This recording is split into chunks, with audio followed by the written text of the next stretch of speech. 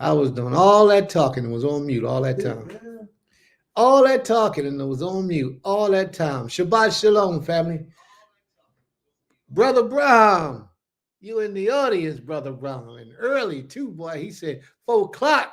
I'm coming up in here. It's good to see you, bro. Haven't seen you in a minute. May the Most High be with you, and may the Most High bring peace and blessings upon the family. Shabbat shalom to you. Shalom. Shabbat shalom, Abba. Shabbat shalom, beloved. We back again to do it again, boy. We gonna do it again. Gonna do it again. Yeah, we gonna do it again. What a wonderful day. Okay. Most High be praised, and hopefully, this information that we give out today will be a great spiritual awakening for a lot of souls. You know, to help us to get in proper alignment with the Creator of all creation. We back again for the second half. So, Brother Brown, Shabbat Shalom, Brother Brown. There's the link. I ain't had you on this platform in a minute, boy. You ready to get this? Oh, you just stopping in to step back out. I don't know. Can't tell. He probably eating. She said, you probably eating. You eating, Brother Brown? Yeah. All right. So this time of the day, family, is a time where we give a commandment to the Creator, the Creator of all creation. We give a commandment to the Most High. So who would like to be first? Who would like to be first to give their commandment? So you want to go first? Okay, Iman wants to go first. There you go. You want the mic?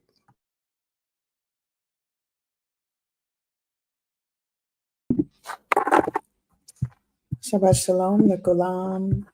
So my law actually will be coming from what we talked about today. It's in Numbers, Bamidbar, chapter 19, verse. Sorry, y'all. I'm going to it.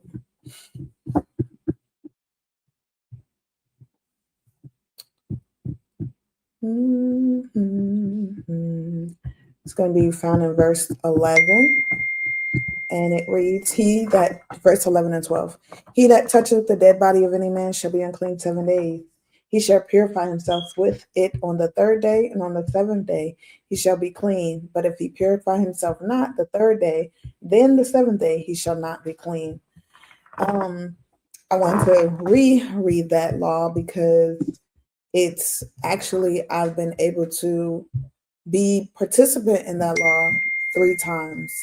And every time that it's done, I feel really reconnected to the Creator, because even though I know that we are not in our land, we don't have the holy waters as expressed and described in the Tanakh, but as my Ish was teaching earlier, it's about the effort. And so it actually gives me a pleasure when, to have it or to participate in that ritual or practice, because I know that we're giving our best foot forward to the Creator. And it could just be mental, but I do feel better. I feel lifted after it's done. The very first time that he told me, I was like, what? We got to do what?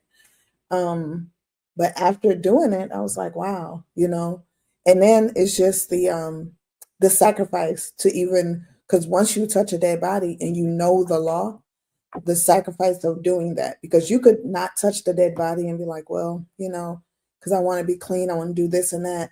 But, for me, I know when I did it, it was for just my own personal spiritual reasons of why.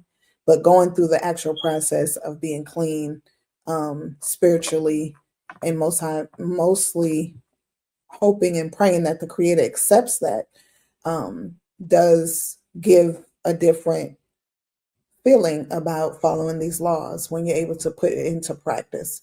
So I'm just thankful, that we're able to do that. Sehu. Wow, Shabbat Shalom. And she's right, though. The actual practice of implementing these laws is different from talking about it.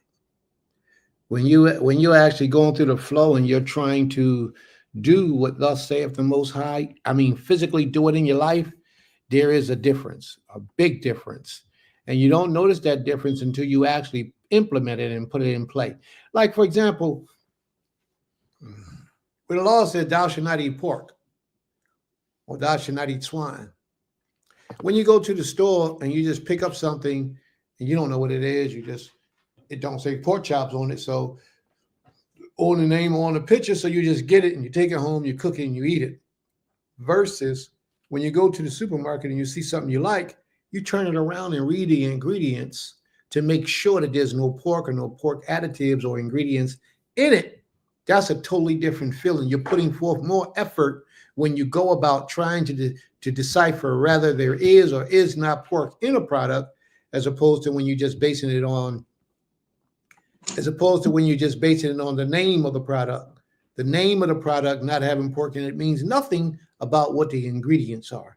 So you have to take the time and look at the ingredients of the product, and that brings about a new vitalization within your essence when you're putting forth effort to keep this law versus when you just listening and reading and just, all right, knowing law. There's a difference. So may the Most High be praised for that. Shabbat Shalom, Chief. Shabbat Shalom. How you, bro? Shabbat Shalom. Shabbat Shalom. Mr. Otter sitting on the side. Where you at, man? You don't get that excited when I come on. Because you don't come on. When you do, I'm excited.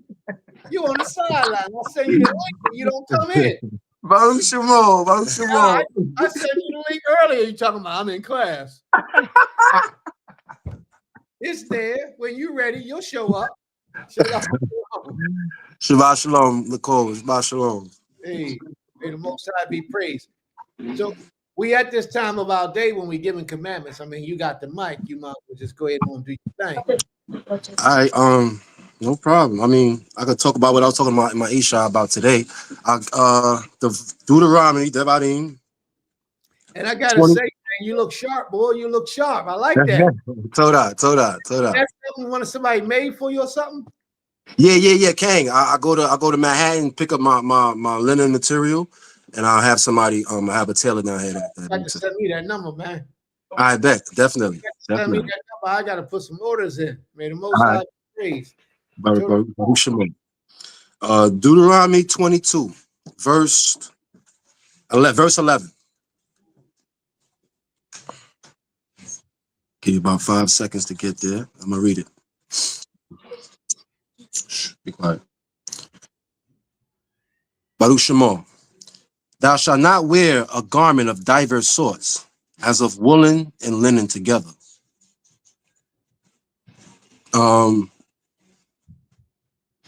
This is a law that I feel like we I don't hear too much people pushing this law in the camps and in certain camps and on the Bema and on teachings. I feel like people is just going away with this law of wearing diverse sorts. And in the book it says, thou shalt not wear a garment of diverse sorts, as of woolen and linen. As of, meaning it's an example. This example, as of woolen and linen. So another example of that would be cotton and linen. Another example of that would be wool and linen, or cotton and wool, anything mixed. Because I realized as we read this book, El Shaddai don't like nothing mixed. He don't like he didn't want us to mix the seed. We had to have our children with someone that was of Israel. He didn't want us to mix cattle. Remember, he said, oh, the cattle shall not gender with a diverse kind, and you have the oxes over there, and the asses over here, and this is over here. He didn't like mixing the seed when we as far as fruits, can't mix the seeds with that. And this another one of mixing material, fabrics. So I say that to say this. My Abba always said, he said, he liked to wear what our forefathers wore only, right? And I would ask him, so what fabrics do you wear? He said cotton, 100% cotton, 100% silk, 100% linen, and 100% wool. And then he mentioned leather. He said our fathers wore leather. I'm saying you could read in the book, a lot of things was I think they had sandals made out of badger skin or something like that. But they wore leather, animal hide. They wore leather. So you wear leather or furs, like 100% furs, like what you call that? Like the fur that the Sherlins come in. I forgot the name of it. Cashmere. Sheep. Right, sheep, cashmere, right. So they wore things like that, but that's it. So all those other materials and polyester, acrylic, and Dacron, and rayon. My father stayed away from that. He said he wanted to wear the material and the clothing that our forefathers wore, that the saints wore, the saints of God wore, the saints of El Shaddai wore. So I feel like no one's teaching that. No one's reminding people that when you go clothes shopping, you're going to buy a pair of pants. Like nowadays, I'm starting to realize, me personally, I just had to throw away 4 pair of jeans. And I'm ashamed I should be ashamed. I've been in the way of life. But like my Abba said, you never get there and be like, yeah, I'm there, I got it. You die elevating. My father passed away 2 years ago, and he still was elevating. So you never get there. You always elevate. And I just had the last week, some told me, check your jeans. I checked my jeans, and all my jeans was 98% cotton, 2% elastane. Elastane? What is elastane? So it's not 100%, so I threw it away. Then I told my wife, I said, you know what? I'm gonna do the same thing my father said. I'm not wearing nothing unless it's 100% cotton, because if it's not 100%, it's where's that verse? It's a garment of diverse sorts. You know what I'm saying? So I just wanted to bring that up. A lot of people don't teach that, and I started reiterating to my family, my wife. My wife was doing the same thing. She go clothes shopping for the children, for the Yeladim, and not check the tags. Got to check that tag in the back of that shirt, man. And that's why we need to be dressed in our robes. Like, you'll never see me out of my robe. If you see me out of my robe, I'm at work.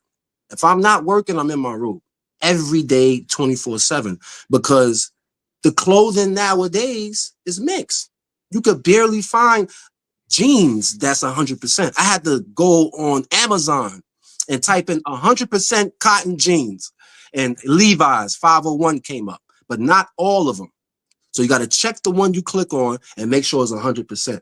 These are intricate things that it goes along with the work of serving El Shaddai. And serving El Shaddai takes work. It don't just, put on fringes, shut down Shabbat, congregate, it's over.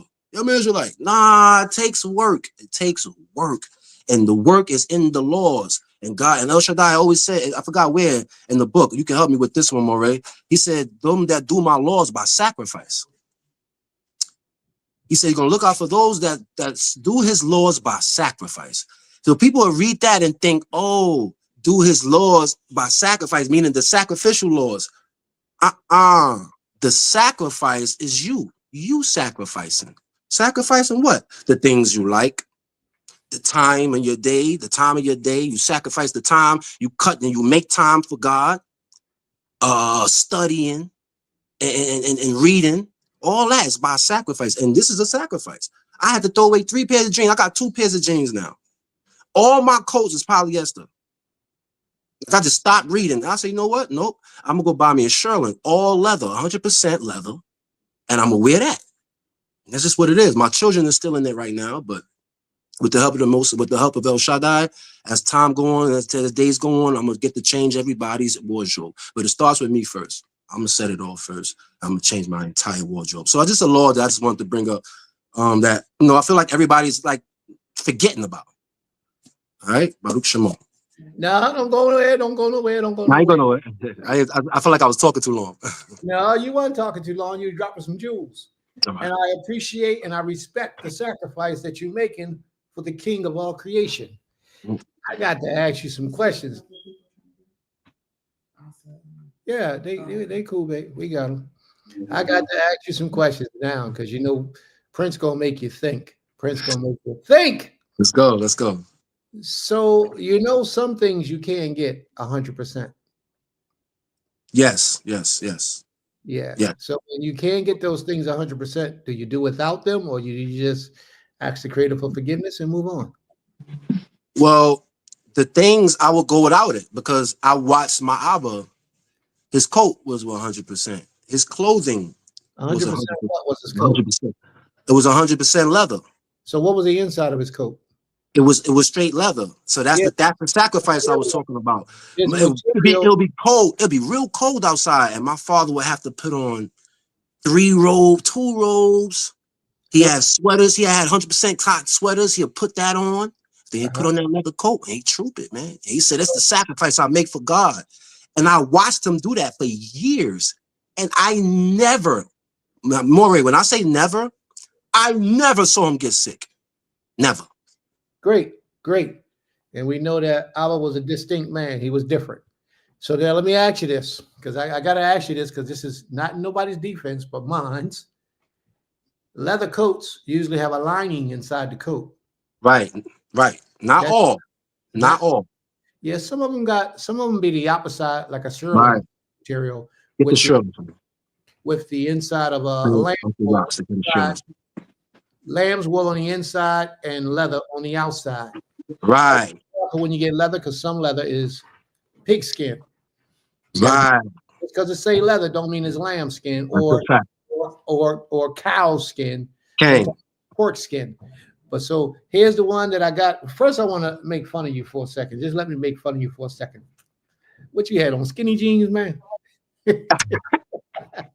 You had them jeans on that was cotton. Nah, it's these type. I have one more. I didn't throw these away because I had it on. I don't know if you see it.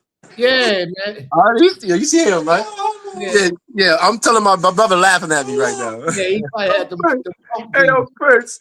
Prince, why you doing them like that, man? He must have had on them skinny jeans, man. He had to. He said they was spandex. He said they was cotton and spandex. No, nah, but look, let me show you. So, like, I don't know if you can see it. Pull your clothes down, man. You can see it. I don't know. You can see it. You can see it. All right, you can see it. Nah, but look, it ain't skinny. It's just the jeans of today. It's the jeans of today. All right, well, they make them for big people, and you bigger, you small, big size, and they just don't tighten up on your body. That's why they put spandex in jeans so they fit the body tight. Nah, Nah, I ain't wearing those. I ain't wearing those. Nah, that's the only reason. Spandex. Well, listen, I don't. In my studies, in my research, and what I live by, I don't really have a problem with 2% spandex, 5% spandex, 95% natural. I don't. Not that you have to, but I don't. And I don't because I understand that it's almost impossible to get 100% anything today. Almost. Right. So let me show you. Oh, you go ahead and speak. I'll wait. I'll show you my Abba's. I want to show you my Abba's shirling before you go back inside. See, there's no lining in here. You can go and you just gotta search. That's what I said. Take sacrifice. You just gotta search. No lining at all. That's beautiful, man. That's a nice. Yeah. Coat. No lining at all. It cost some money. It's my Abba's coat, King. Oh, that's nice. Yeah, it's my Abba's coat. See the inside, the leather. Yes. You know what I'm saying. That's like a $2,000 coat right there. Yeah. He spent some money on that. He spent some money on that. I think I need to go get me a shearling. I probably got to put one on layaway though, you know. And my mom, you know what I'm saying? He saved up for it, he bought it. Prince. But you don't need no you don't need no layaway. Stop capping. You know that. You lying. But anyway, you know what I'm saying? You a little more, you more fortunate than all of us, brother. Stop it. You've been blessed. Like, I'm gonna tell you, like Laban, what Laban said. What was it? Laban said to Yaakov, "Come in, thou blessed of the Lord." Or Yethro said that to Moses, or somebody said to somebody, "Thou blessed of the Lord." You blessed, brother. But that's the sacrifice I'm talking about, Moray. Like my Abba went through it first, going outside with layers and like this. Son, I gotta go there. I'm like, Abba, let me go for you. Nah, I gotta go. You can't go. I gotta go. I mean, you know what I'm saying? Whatever business you gotta handle. That's impressive. Strap up. Yeah. So that's good. Now, here's the other one. Now, I'm glad you brought that up because that's a very good commandment. And I know a lot of our people are struggling with that today. And thank you for the blessings. Greatly appreciated. I'm humble. Thank you. Here's the question. What do you do about socks? 100% socks. I ordered it online. You go and see, that's the good thing. No, like how they stay up? Huh? How they stay up? They ain't got no rubber in them. No, I gotta show you. I just ordered them. And you can see. Tie them around your ankle? Nah, I just ordered them, and it's like it's like one size fit all type. Yeah, but they And got after a while of wearing it, it's gonna get loose. It's gonna yeah, get loose. I know. But who cares? But Who they cares? gotta have some type of spandex in them. Lamb's wool, Prince. Lamb's wool. Those are socks, Yeah. and they're made out of lamb's wool. Yes, sir. Y'all, I'm done. Y'all gotta show me where y'all shop. That sacrifice, man. My Abba, like he bust his head. Damn. I forgot the three. I'm ashamed. I'm forgetting. There's 3 parts in the book. Deuteronomy 6:4. What are you searching Leviticus. Deuteronomy 6:4, Exodus 2. I forgot the 3 laws that's in my front. It's a damn shame that I forgot, but I'll get it for you guys later. My Abba read all the times where it said it shall be his frontlets between thine eyes, right? And he put all those verses, and he said, yo, how am I going to get those verses in between my eyes? And he thought about it. He thought it. He said, oh, you got things you could type in things and shrink it. You could type in things and shrink it. So my Abba made sure that he went and wrote in Hebrew those verses in the book. And I'm gonna take it off my front, but I'll take it. Oh, there it go. Here it goes. See. Here it goes. This is three. These are 3 verses out of 3 books. and this is 3 verses out of 3 books. Word, right? Yeah. And he took that and you cut that and you fold it up in pieces and you put it in the locket. And he said, and he put it in his head. And he said, now, I got my frontlet now. And he do the same thing with the bracelet. My bracelet popped. I gotta get a new one. It popped. I'm gonna get a new one. It's at home. I'll get it this week. I'll get a new one. That's but wonderful, man. yeah, so it's all about like it's nothing. He always, my Abba showed me that it's not doing the laws of God, being that we're so far away and we're in America and all this stuff happened to us. Right. You gotta think El Shaddai is gonna make us a way. He's merciful, man. Yeah. Like the world is against us. He always tells the world is against us. But how did we get to have this? The world is against being righteous, but this made it down through the cracks from the beginning of time because he's merciful. And he always wants somebody to have a chance. Whoever want to do this law, you could do it. I don't care where you at, you could do it. So my Abba showed me that. And now that I know that, I said, all right, I'm a sacrifice and do these things. I'm a sacrifice and do these things. It's only a few laws that we can't absolutely do. Sacrificial laws, the year of the Jubilee. There's quite a few. A few, yeah. But you could count them. You could count them. Yeah. You know? Yes. You could count them. But I'm thankful, man. I'm grateful. You're doing some great deeds today. You know, your presence has been felt by the teachings that you just displayed. We might as well just go home now because you gave us a whole class. Thank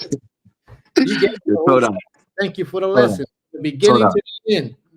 Toda. Popped in with the linen, dropped out with the lamb's wool socks. Yeah, facts. That's a fact. I'm glad you came in with that. So now I got a new job for my wives now. My Nashim got a new job now. They're gonna find me some lamb wool socks. Facts. And I'm going shopping to go look for me a shearling that I can put on layaway until next year when I can get it out. Yeah, he's gonna get it out next week, the same day. That's what I gotta do. That's what I'm doing right now. But I'm doing it, and before then, I'm not going. I want to do what he did. I want that sacrifice, Prince. I've seen things happen to my father that I ain't never seen no one happen to human beings. My mother is in crazy pain. I'm talking about pain, and we about to call it hospital. Mother like this, bent over, crying, screaming. My father get on his knees, man, raise his hand before God, before El Shaddai, by his window, said a prayer. By the time my Abba put his hands down, the pain was gone. I've seen, and there's many more. I got plenty more stories. I've seen things that happen drastic for my father, but it don't happen for me. It don't happen for nobody else I see. And I thought about it. I'm like, oh, because the drastic things he do for God, for El Shaddai. Stop saying the word God. For El Shaddai, the drastic things he do. Like it was drastic for him he found out before he had the money that he was wearing mingle. So he didn't wear the mingle and then got the money and then did it. He threw that away, man. Like that's like you said, that's not for everybody. Some people are different, man, but some people want to take it there to that level. He threw his stuff away and did without a coat for a whole winter. I think it was about 2 winters. And I'm like, wow. He wore layers and layers and layers in that thin leather coat, thin. I don't even think it was leather. I think it was a jeans jacket, but thin, man. And every winter he wore that for about 2 winters. And he finally got the money to bounce against go. And he got his coat and he was comfortable. And another thing, one more thing, shoes, sneakers. It wasn't leather. It's in sneakers. It wasn't leather, it was jeans. It was a Regular jeans jacket. Thank you. He helped me out. It wasn't the leather, it was jeans jacket. And one more thing, the boots. It's in the boots. It's in the sneakers. That's why my Abba went like what, two winters? Wearing Converses. He wore Converses in the winter, y'all. Converses. And I said, why are you wearing Converse? He said, because it's materials, canvas. It's 100% canvas and the bottom is rubber. That's it. Yeah. I said, shit, this man is hard, man. Yeah. He's hard. He's hard. So we got to look out for that too. The material inside the lining of our boots. And then he finally got word from, I forgot who, ordered it online, some leather boots that was leather out, leather in, no material. You still got it inside? Or he got it on him? He got it from Prince. He got it on him now? This is boots. I think he put it. He got it on him. Yeah, put it on. He got his boots on him right now. He said he wanted to put on his boots. I should have. Marvel, man, he got it on. Albert got the boots on. Yeah, we dressed him. Hey, man, we dressed him. We dressed him up. Hey, let me say something, Prince. Let me say something real quick. My album, I'm talking about like about 5 years ago. My album took out a garment that he wanted to be buried in. His socks he wanted to be buried in. His shoes he wanted to be buried in. His front lace he wanted to be buried in. His bracelet, his sackcloth. My album went out in style, man. Yeah, he went out in style. He had all of that put down years before he knew he was gonna die. That's what I'm talking about. Got to be ready. Yeah, be ready. That's right. Wow. Yeah, man. Come on. That's cool. All right, well, y'all got it down packed, man. I ain't got no more questions about your shoes and hats and clothes and garments. You know, it's very difficult to find 100% almost anything. Very. All my jeans. Now that's a fact. That's a fact. All my jeans. All my jeans is done. But if God see the will, he's gonna make a way. Right. Make a way. That's I don't right. know. God can't see though, man. I don't know what you're The talking about. Creator see the will, he's gonna make a way. If El Shaddai, that's right. That's right. I don't know who God That's a bad habit of mine, man. That's right. God. That's right. That's right. That's because you're around them people who talk like that. That's all. Yeah, But right. that's all. Most High knows that you mean right. You mean well. Can I give one more story? One more. Yes. We listen. Like I said, one of the things, I'm be quick with it. This is why I say I want to do that. I want to jump into that what my father was doing, the sacrifice and jump into things and sacrifice his body, his health and everything for El Shaddai. He ain't never get sick. But this is why I want to do this. My father was in court. This is stuff you don't see on TV. Yeah. My father was in court, Moray. My father was in court. And then he heard a voice in his head said, when the judge take his eyes off of you, walk out the courtroom. He was facing 99 years to life. My mother, I be when I first heard this, I asked my mom, I'm like, I don't believe you, Abba. And I asked my mother, but my mother was there. So he heard it. And he heard the voice. When he heard the voice, he's looking around. And all of a sudden, he saw the judge do like this. He said he had his glasses like this. He said, judge went just like this. And dropped it very slow. And stayed there. Bang. And stayed like this. And he said, oh, snap. And he just heard that voice tell him when the judge take his eyes off, he walk up. He said he looked over by the bailiff by the door. The bailiff was playing with the crutches, with the cups. The bailiff was like this. Froze. People sitting in the stands, a few people sitting in the stands waiting for their family member to come out. They like this. Froze. Everybody in the courtroom My froze. father was amazed. My father said, baby, talking to his wife, my imam. He said, baby, come on and walk slow. My mother said, no. What's wrong with you? People watching. My father said, listen, walk slow. He said something came to his head to say to walk slow. He walked slow. with my wife, with his wife, my Ima. And they walked out the courtroom. When he walked out the courtroom, he seen everything was normal. Everything people was moving around, normal. He said, baby, go back inside. I want to know what happened. I'm out. And he left. My mother went back inside. Everything's still frozen. Everything's still frozen. What is this, TV, television? When she sat down, my mother said when she sat down, her butt touched the seat. the judge went like this. Where's the man that was sitting?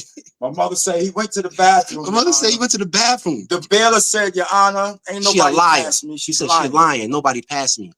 And the bailiff, you know, was more than one bailiff of the police. They start looking under the benches for my father in that room. That's the creator we serve, Baruch Shemo. When my father left and got home, my mother got home. The next day, Internal Affairs came and knocked on my father's door and said, yo, we don't want to arrest you. We just want to know who helped you get out. Brooklyn House. Yeah, because nobody get out of Brooklyn House. Yeah. So he was in custody, or was he just appearing for court? No, he was he was supposed to be getting sentenced. Right. But was he in custody? He Was he in their custody, or did he just come that morning and show up for court? No, show up for court. He was getting sentenced that day. Wow. So that day he was supposed to go to jail. Facing so when it's talking about this story, it's unbelievable. It's unbelievable. So I'm like, I went to my mom. I'm like, Ima, that really happens? So you think I'm gonna lie to you? Like what? I've seen it myself. And then I seen them. I'm sorry. I seen them myself. He was there with me. I'm on the run from police. I'm on the run from police. My Abba's still alive. My Ima in here. They came here. I came here to check my Ima. The same day I came to check my Ima and my Abba, the day they came and knocked on this door. They knocked on the door. My Abba said, damn, they outside. I said, damn, I'm caught. He said, nah. He said, yo, you go in your mother room. I went in my mother room and stayed behind her bed. The police came in. They searched everywhere. The last room is my mother room. Before they went inside, my Abba said, yo, man, don't go in there making noise. My wife's sleeping, which my Ima was sleeping. Well, he's behind my Ima's bed. I'm behind her bed. When they opened the door, that's when my Abba said that, yo, be easy. My wife's sleeping. Do you know the officers said where? You didn't see my Ima? He didn't see the bed? He didn't see my mother. He didn't see me. They searched the room and he looked dead at me. Something came to my head and said, don't look at him. Like that was God, El Shaddai telling me not to look at him. But something came to my head and said, don't look at him. So I'm looking at him the side of my eyes. I'm like, this thing still. And these dudes looking dead at me, looking around. And they just left. Gave my father his card. They said, yo, man, let me know. Come on, man. This God is great, man. This God is great. This Elohim, this El Shaddai, God El Shaddai, man. He's all great. My son said it earlier. He said he's the impossible God. He's the God that make impossible possible. And this the God this is who we serve, man. This is the Elohim, it's the El we serve. So, and I feel like that wasn't for me, because I wasn't sacrificing to do God El Shaddai laws. That was for my Abba. Like, yeah, I got hid, but it wasn't for me. It's for me to see and go by, but it wasn't because of me, because in my righteousness, El Shaddai gonna hide you. Nah, it was my Abba and my Ima.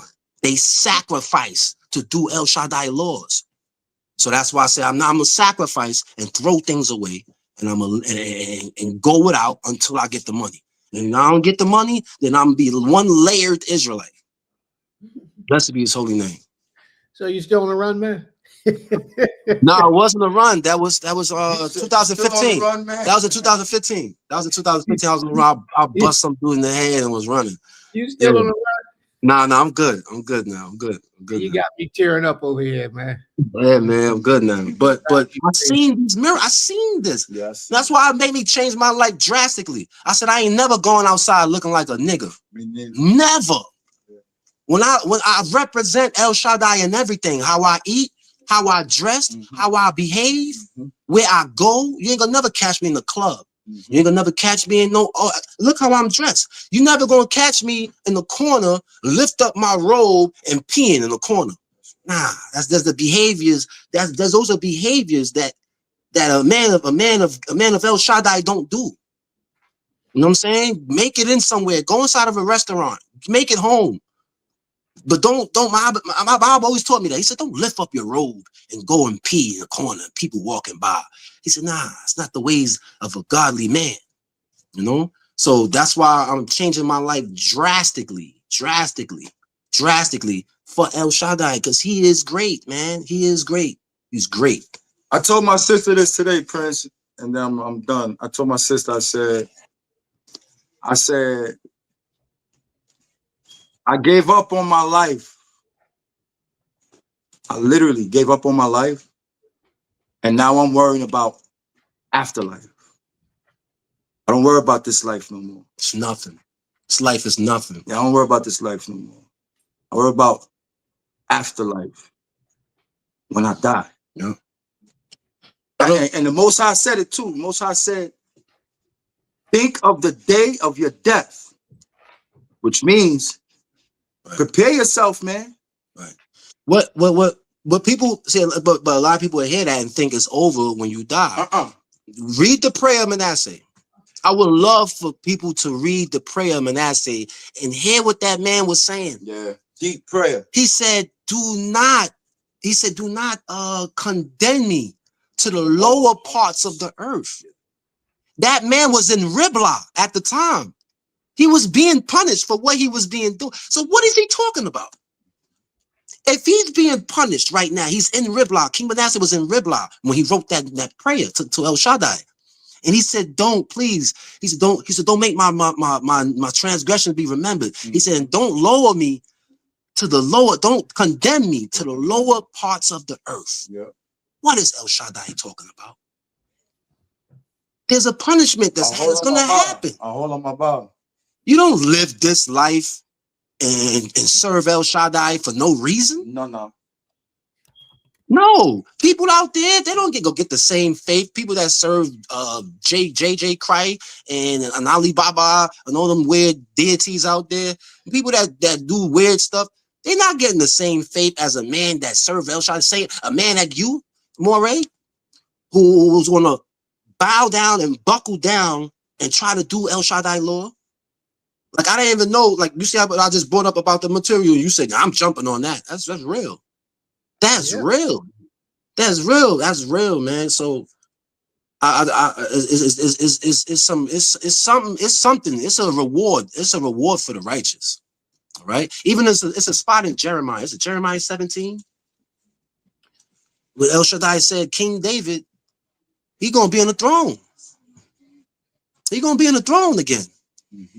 And in the time of Jeremiah, King David been dead.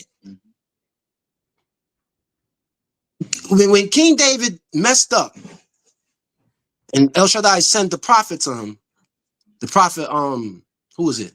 Nathan, the prophet? And he made him he told him about the analogy about the lamb, and one man had a lamb, and when he did that to Uriah, King David said, he said, where's that man? He should die. Says you. Says you. Man. Immediately, King David said, I have sinned. The prophet said, ye shall not die. But he died. But King David still later on died. So what is he talking about? The death of the wicked. Righteous men don't get the death of the wicked. I don't look at when King Saul called up Samuel the prophet. I don't look at that as a metaphor. That really happened. That really happened. And what's the first thing he said? He got up. He's like, why are you disquiet? Why you messing with me? I'm in the lot of the righteous. Why you messing with me? Right. All right, look, around this time tomorrow, y'all gonna be with me. I'm out. One. It's not over. It's not over. There's a reward for those who do his El Shaddai laws by sacrifice. There's a reward for that. Right. You're not doing it for no reason. And for those who do not do these laws and they die in their iniquity, so help me goof. I feel sorry for them. Yeah. You don't want to die in your iniquity. I don't want to die in my iniquities. If you ask me right now, are you ready to die? No, I'm not ready. I want to be perfect with God, but El Shaddai first. That's right. I want to be perfect with him. Right. And that takes time. Right. It takes time. And I gotta get on it now. There's no time to waste. I don't know why people be wasting time. There's no time to waste. You gotta get on it now. That's right. Gotta get on it now. You don't get on it now, you're gonna be lost. So my sister, while you young and healthy, get on them sacrifices. Get While on you, that. while you young and healthy. Don't A lot of worry. people. How old are you, bro? Oh, me? Yeah. 40. You 40 years old? King. I wouldn't have thought you was 40, man. Yeah, I'm 40. I'd say you 32, maybe. That's what's up. How you older than me, man? I'm older than you. That's crazy. I'm 39 and 3/4. He's at 3/4. He was 39. He's at 30 quarters. Now I'm 40. Everybody, nobody knows I'm 40. Nobody. You still my big Nobody brother knows. though, Prince. Man, you know I ain't no 39 and 3/4.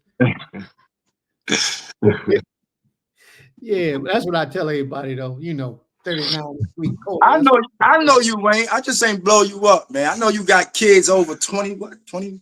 Man, I got kids almost 40 years old. Almost, yeah. You got kids almost crazy. Yeah. I already know You look good for your age. You look like you about 40. You look like my age. I tell you, 39 and 3/4, man. I'm gassing them up, man. 3/4. No cap though. That's real talk, man. Right, 39 and 3/4. That's real talk.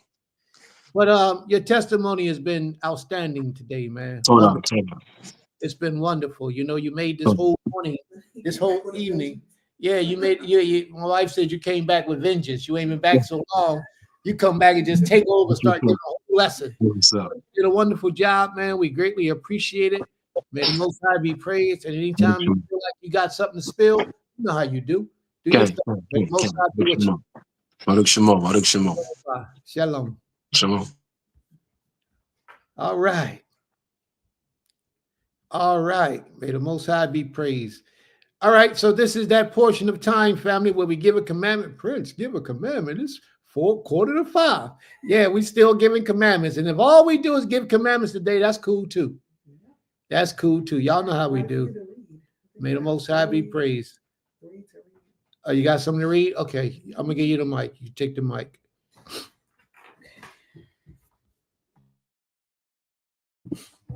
Shabbat shalom, l'olam. Let's see.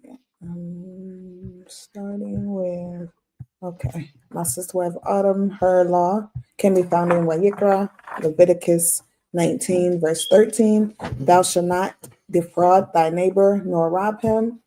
And her explanation is, defraud means to deal with someone in deception, especially with money. Even if we take money out of it, we shouldn't be deceptive with one another in a lying or manipulative spirit. How many more? Go ahead. How many more would be healed and repaired if we kept this law to the T? May the Most High be praised. Absolutely. How many more will be healed and repaired if we kept this law to the T? Okay. Well, I'll go to Imatiti, and then I see Brother Access here, so he can read his law. Imatiti says, Shabbat Shalom, Mishpaka, Exodus 22 and 24 reads, let me go to it exactly. Exodus 22 and 24. 1 second, everyone. 22 and 24. Thou shalt not charge usury. And 24, and my wrath shall wax hot, and I will kill you with the sword, and your wives shall be widows, and your children fatherless. That's it here. Let me see. Her explanation is, why is it not showing up? Okay. If a brother or sister in need borrows, we cannot add entrance, take their valuables, or pressure them to speedily return what they borrowed. Yes. May the Most High be praised. To the Rabbah. And then Sister Ornit's law can be found in Exodus 22, verse 9. Let me get back there. Verse 9 reads, for all manner of trespass, whether it be for ox, for ass, for sheep, for raiment, or for any manner of lost thing, which another challengeth to be his, the cause of both parties shall come before the judges, and whom the judges shall condemn, he shall pay double unto his neighbor. May the Most High be praised. Her explanation is, if two parties come before the judges laying claim to the items, they are to bring proof before the judges of ownership. Whosoever is found to be the liar has to pay his brother double. Absolutely. May the Most High be praised. And then she said, this law discourages theft and falsehoods by imposing a significant penalty and retribution for loss. For loss. And the same thing goes for today's time. Both parties would have to bring their proof of ownership before the elders and make their claim. May the Most High be praised. Thank you for that commandment, sis. And Ima Sakari.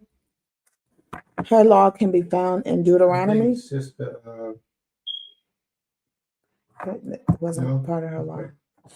Deuteronomy, Devarim, chapter 8, verse 5. Thou shalt also consider in thine heart that as a man chastises his son, so the Most High Creator chastiseth thee. The Most High takes care of his people in way you care and raise the children. May the Most High be praised. And I think, yeah, that's it. Brother Asa's here, so he can do his law. Brother Asa, you ready to give your commandment, bro? Shalom, yeah. My one You got the floor, bro. is Deuteronomy chapter 22, verse 5. It says, a woman does not wear that which pertains to a man, nor does a man put on a woman's garment. For whoever does this is an abomination to the Most High, your Elohim. And what I'm getting from it is that it goes both ways. There is a standard for dress, for garments, for both male and female. And we must follow that command. There are many things that are associated with women that is not mentioned in Torah or scriptures. And men are not expected to follow with wearing those stuff. And there are many things that are associated with men that's not mentioned in Torah and scriptures, but women are not expected to be adorned with that.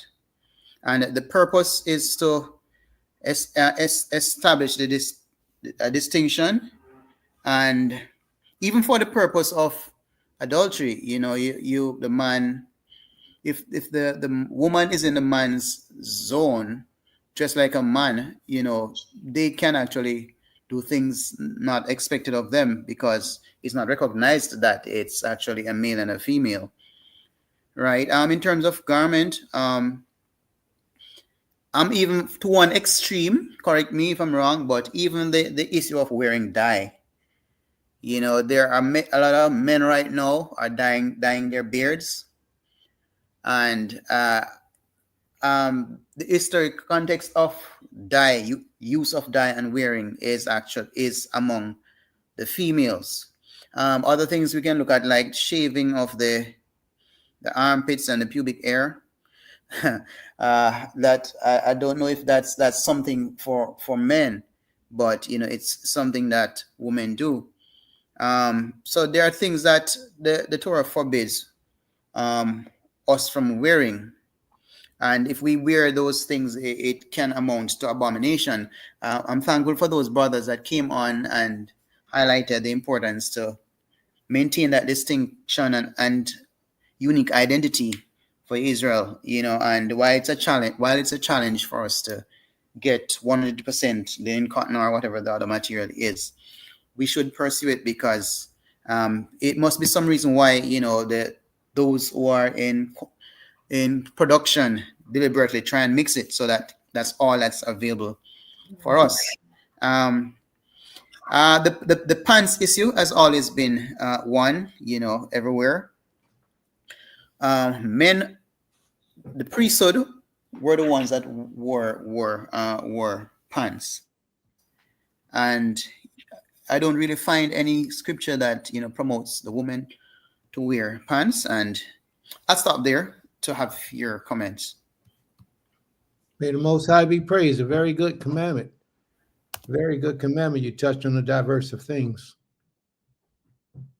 Anybody have any questions?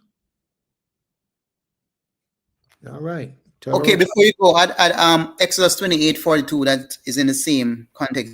It says, "And thou shalt make them linen breeches to cover their nakedness. From the loins even unto the thighs they shall reach." And that's for men in terms of the garments for priests. So the breeches, I'd like to have your take in terms of women wearing breeches. Oh boy, here we go. We get ready to start a fight. Brother Asa, why you invite me into this fight, man? I ain't want to be into no fight with these women. Okay. All right, here we go. In reality, as far as we know, pants was first made for women. Pants was first made for women. From the research that I've done, it was Chinese women that they were made for first. And if you think about it, women are the ones who have the menstrual cycle. Therefore, they would need something in the middle of their legs to try to absorb or to keep things in a certain area. When you go through the scriptures,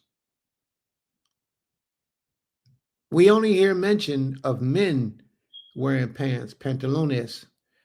We only hear of men wearing pants.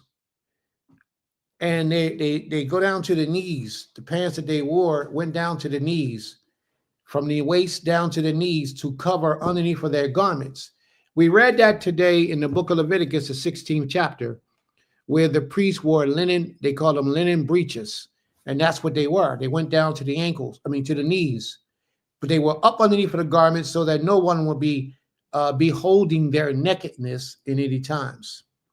But pants originally, from my research, was made for women first, Chinese women. But the difference between pants being worn by women and men is that we're not Chinese. Our women are not Chinese women. So even if they did that, it doesn't mean that that's what our women should be doing today, wearing pants. Prince is totally against our women wearing pants. But do you know Prince is a different type of character? But Prince is also totally against our women wearing weave. Prince is totally against our women wearing eyelashes. Prince is totally against our women wearing those clothes where their top of their flesh, their cleavage is exposed, too much of their legs is being shown. Prince is against those things. Now, a lot of people might call Prince corny and say he's outdated, but that's where he is, So I don't believe that women, in my opinion, women shouldn't wear pants.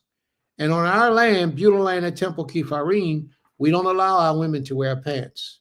That's something that we try to shun from, So I pray that answers your question. Brother Asa.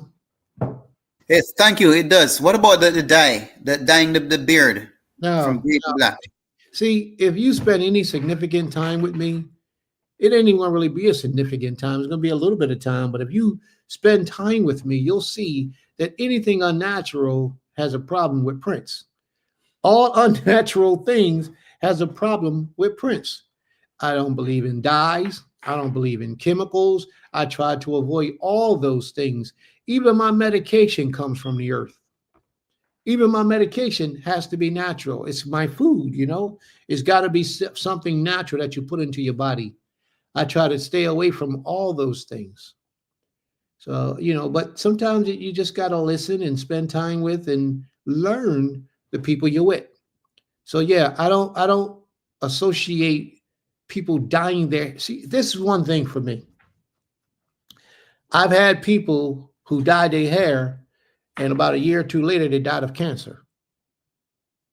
So that's a big thing for me. Why would you put dye in your hair, interrupting the natural distribution of energy from your body with the chemicals that you're putting in your hair to dye your hair? Even your facial hair, your beard. People say, I ain't got no gray. And they think that I die. I don't die. I eat right. I care about the creator and I do right. You know what I mean?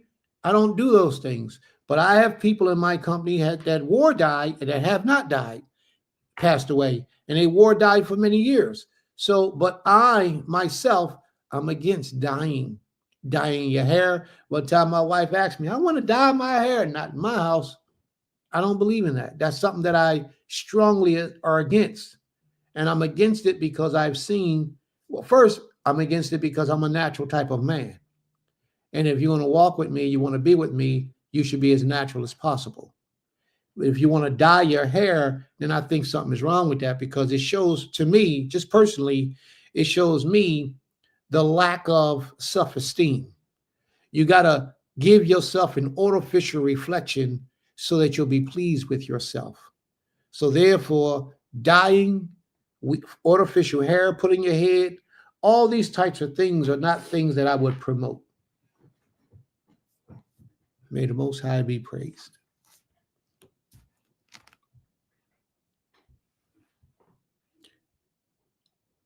What about the shaving of private ear parts? Hey, Brother Asa, you might need to call me on the phone, man, because people might get mad. Now, I'm gonna tell you, bro. Trying to get you in some trouble.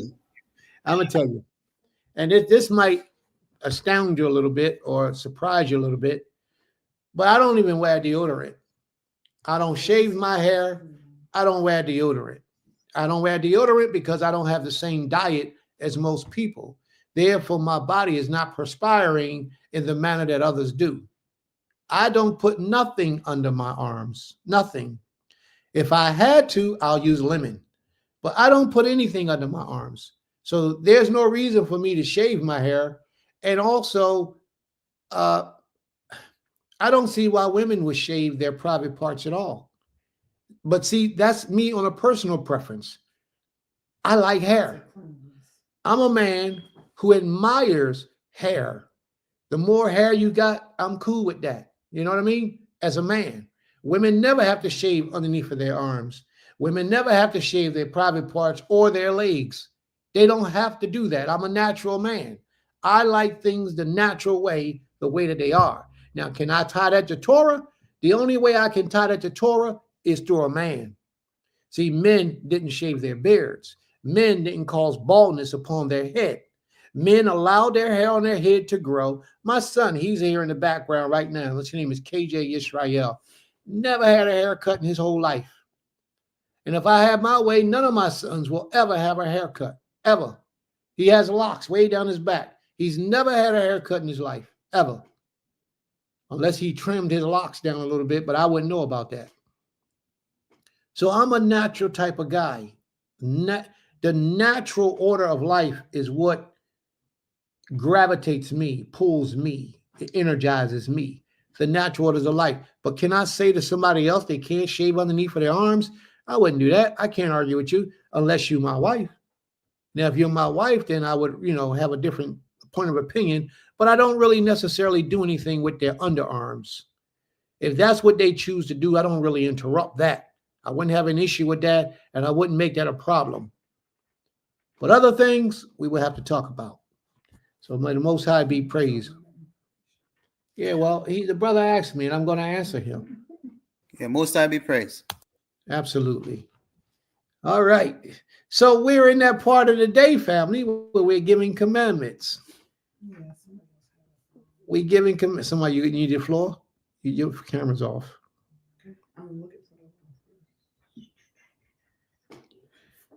What's this, Abba? What does this mean, Abba? Abba, what does that mean? Oh, that was just saying that during the times of the Old West, a lot of the things and exploits that the women did with those long dresses, they wore what were called pantaloons. They were similar to culottes. Well, I know the ladies know what culottes are. Well, yeah, I know what it is. Yeah, so they wore what culottes like underneath their long dresses. So I think that was similar to what you were describing. That was made like for the Asian women. Like the long, like pant-like type things, or like short usually above the ankle or whatever. And so that's what they wore as a guard underneath their long dresses. So, I mean, again, but primarily, yes, they did wear the long dresses, but that's what they wore underneath to help kind of substantiate and cover as they did their daily chores or whatever. All right. May the Most High be praised. Torah Rabbah. May the Most High be praised. And Maisha, she touched on something that was very important. And she's right, because this is when I've heard of it. I've heard that shaving hair only got popular due to porn and trying to look young. Shaving private areas has a disturbing history. Absolutely. And that's just something I don't agree with. I'm just a natural kind of guy, but it's okay. It's all right. All right. Does anyone else want to give a commandment? Yes, We're still in that part of our day. Okay, Ima. You gonna turn your camera on?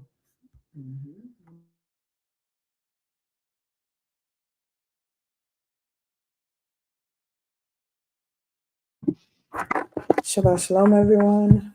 Codes to Adia's law can be found in the book of Deuteronomy, chapter, what's that say, 19?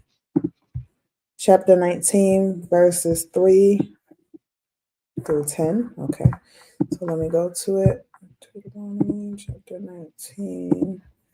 All right, and her law reads, Thou shalt prepare thee a way and divide the coast of thy land, which the Most High thy power giveth thee to inherit into 3 parts, that every slayer may flee thither. And this is the case of the slayer, which shall flee thither, that he may live, whoso killeth his neighbor ignorantly, whom he hated not in time past. 5, as when a man goeth into the wood with his neighbor to hew wood, and his hand fetcheth a stroke with the axe to cut down the tree, and the head slippeth from the helve, and lighteth upon his neighbor, that he die, he shall flee unto one of those cities and live. 6, lest the avenger of the blood pursue the slayer while his heart is hot and overtake him, because the way is long, and slay him, whereas he was not worthy of death, inasmuch as he has hated him not in time past. 7, wherefore I command thee, saying, Thou shalt separate 3 cities for thee. Verse 8, and the Most High thy power enlarge thy coast, as he has sworn unto thy fathers, and give thee all the land which he promised to give unto thy fathers. Verse 9, if thou shalt keep all these commandments, to do them, which I command thee this day, to love the Creator thy power, and to walk ever in his ways, then shalt thou add 3 cities more for thee besides these 3. Verse 10, that innocent blood be not shed in thy land, which the Most High thy power giveth thee for an inheritance, and so blood be upon thee. And her explanation is, in case of manslaughter, killing by accident and not murder, Ha Elohim is righteous and has put things in place to safeguard his children. All right. May the Most High be praised. Federal Bob. Oh, she had more. Though the person who fled was not to return to the city of birth, or wherever the accident occurred, until the high priest died. Very good. May the Most High be praised. May the Most High be praised. Okay, it's just comments about the skirts and stuff. Okay. We done? Yes, with the lost. You got it. All right. May the Most High be praised. Toda Rabbah. Toda Rabbah. All right. Anyone else have a commandment? Okay. Leviticus 26:1. Do not make idols for yourselves, and do not set up a carved image or pillar for yourselves, and do not place a stone image in your land to bow down to it. When I looked at that commandment, a thing that stands out is the change of the times that we're currently in. Because when you look, even from the earliest scriptures up to now, the earliest images were of wood and stone. Then they became brass, iron, steel, and as technology continued to advance, now it's gotten digital. And so now I was one of my staff had shared with me that her daughter played a simulation game, one like Sims. And she did a scenario where she kept trying. She got married, had children, did all these things, in a little simulated life. They got jobs and all these things. And so what happened was it said that at the end of that life, she died miserable and she was not happy and she wasn't happy throughout it. So she did another simulation where she was single, just being the playgirl or whatever. And at the end of that simulation, it said that that she was alone, but she died happy. So she made a life decision based on a simulation. She said, well, that's the life that I'm going to live. And one of the things that they have now with the technology that we currently have with AI and all this other mess that's out here now, there's a thing called a digital twin. And so people are actually taking advice and basing their lives and making life decisions on a digital twin. So idolatry has just moved into the technology, and it's just moved into digital now. It's no longer just images of clay, stone, or whatever, something physical. Now it's digital, and people are like literally bowing down to these things, and they're allowing them to make their life decisions instead of seeking the face of the Most High, instead of praying and crying out to the Most High for his decision and walking according to the precepts that he's already given us. Now they're going to in this digital age that we're in. Now there are digital idols. It was one thing when they came out with Pokemon and some of the other little different things that youth were getting into, even adults. But now it's gotten to the point to where people again are making life decisions based on their digital twin. And they said that this digital twin, they put their birthday in, the year they were born, the time they were born. They need all this information, and this tells them who their true self is. They're letting a man-made machine tell them who their true self is, and they're actually making life decisions, which is, I don't want to say crazy, but I mean, again, it's just life, because we saw that they were doing it then. From Jonah, how before he told the people to cast them overboard, everybody, according to the power that they served, they said, cast your lots, do whatever you do, let's inquire to your power to see why this storm has come upon us. And then when Jonah said, okay, this is me, and he told them who his power was, he said, throw me overboard, the storm will be abated. And they did that. So they began to worship that power. And so but before that, they were worshiping their power. And so now it's sad, but because of cognitive dissonance, you have so many people that are separating themselves and isolating themselves into these little digital identities. And that's what they're using that as the guide for their lives. And it's really sad, but true. You can't make this stuff up, but this is what they're doing. And this was a real life example that one of my staff had told me, that her daughter made a life decision. Well, I'm going to just run the streets. I'm going to do this, but I'll die alone. But you know what? I'll be happy. And based on a computer simulation. And now you've made a life decision. And so idolatry has gone beyond the physical things. I have a 3D printer. You have to be careful about the things that you print too, because one of the things I said I'm not doing is making any kind of little weird and crazy images. It's going to be stuff I can use on the land. But yeah, but it's sad though that you have people that have access to this technology, and so they're using this technology to take their idolatry to a whole nother level. It's crazy, but this is the age that we're in now. I yield. Never heard this before, ever. You just introduced me to something new. I did not know that this was going on, Abba. Thank you very much for that information. Something new to watch out for. Well, they're making AI mandatory in schools now, like as a class, a core class. Well, I mean, that's keeping up with the future. I mean, but what are they doing with AI? Teaching you how to operate, own, control, or to obey and listen to? I mean, I'm not ignorant. Because what I was talking about is obeying and listening to, and giving reverence to by allowing your life to go a certain way based on what AI says. But I could believe it is, because they teaching you they also mandating that they teaching homosexuality and all those altering life changes in school too. So it could be a combination of it all. But you know what, Abba, when you were saying this, what I was thinking of was that this society, this culture that we live in now, is teaching singularity. It's been teaching you to be selfish and singular for a very long time, but now it's going into the place where it's teaching you it's better to be alone than to be married. There are more Black men today that are of age and able who will not marry. There's a whole lot of them today that will not marry and are not married today, young Black men who are able to be married. And a lot of this is because the culture teaches this. This is why they got they start with us with a lot of these things, but it also goes over to their race of people as well. This is why you have so many shows popping up now about men disrespecting women, putting women down. And a lot of it is eye-opening. Some of it is eye-opening. But then there's some that just put in place to destroy relationships between men and women. And if the woman is in the streets and the man is trying to serve the creator, that ain't going to work. She might just be pretending to be trying to serve the creator. Or if the woman is trying to serve the creator and the man is just pretending, that relationship ain't going to work. It's a very difficult situation. So we got to be careful, family. We got to watch what we're doing and how we're doing it and who we're doing it with. May the Most High be praised. Toda Rabah for that eye-opening situation. Toda Rabah.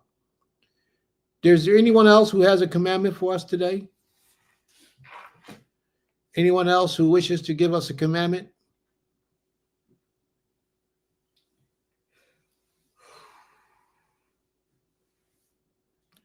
KJ, do you have a commandment that you like to say today?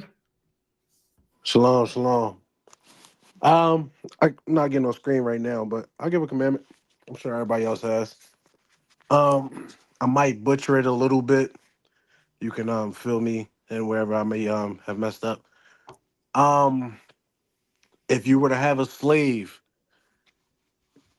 after 7 years, you should set the slave free. But if that slave decides that they love it there with you and they want to stay with you and stay at the master's house, then that slave should be your slave for the rest of their life. Okay, very good. Very good. Great commandment. May the Most High be praised. Toda Rabah. It's a lot of things, a lot of other things around that, but primarily what he said was the bulk of it, and he's correct. May the Most High be praised. Yeah, in the 7th year he goes free. All right. He said after 7 years. Is there any other questions or comments, family? I believe you find that commandment in Exodus 21. Yeah. Exodus 21:1 is where it begins. A Hebrew slave is what we're talking about. Yeah. If a man, could you read it for us? The opening part. If thou buy an Hebrew servant 6 years, he shall serve, and in the 7th year he shall go out free for nothing. In the 7th year he shall go out free for nothing. All right. Now, yeah, well, we know that there's some more to it, but that's the bulk of it. So may the Most High be praised. All right. Am I missing something? Is something going? Ain't TT. No, they were just talking about the wearing of the pants and women who wear them going to work and stuff. All right. May the Most High be praised. Toda Rabah. Are there any other commandments? Anyone else wish to give a commandment today? Sister Ornita, I think you want to grab that link, right? And come on in. You might can come on in and give your commandment if you ain't gave it already. I read it for her already. She said she was just coming and read. Yeah, she said that, but I don't see her. Sister Ornita, you're being summoned. Not summoned.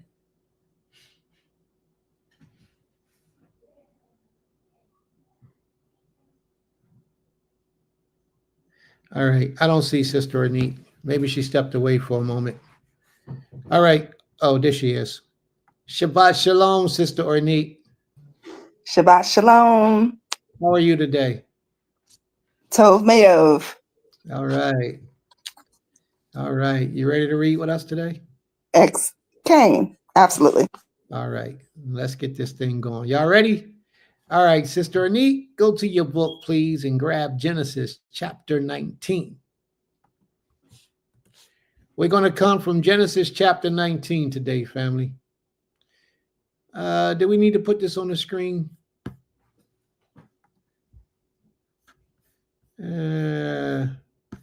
Okay. All right, we'll put on the screen for the family in case the family wants to see it. Genesis chapter 19. All right, present. Let's do our presentation. Let's get the screen adjusted and let's rock and roll. There we go. Is that, hey, Alba, is that large enough, Alba? Just a little bit larger, please. Let me see if I can blow it up some.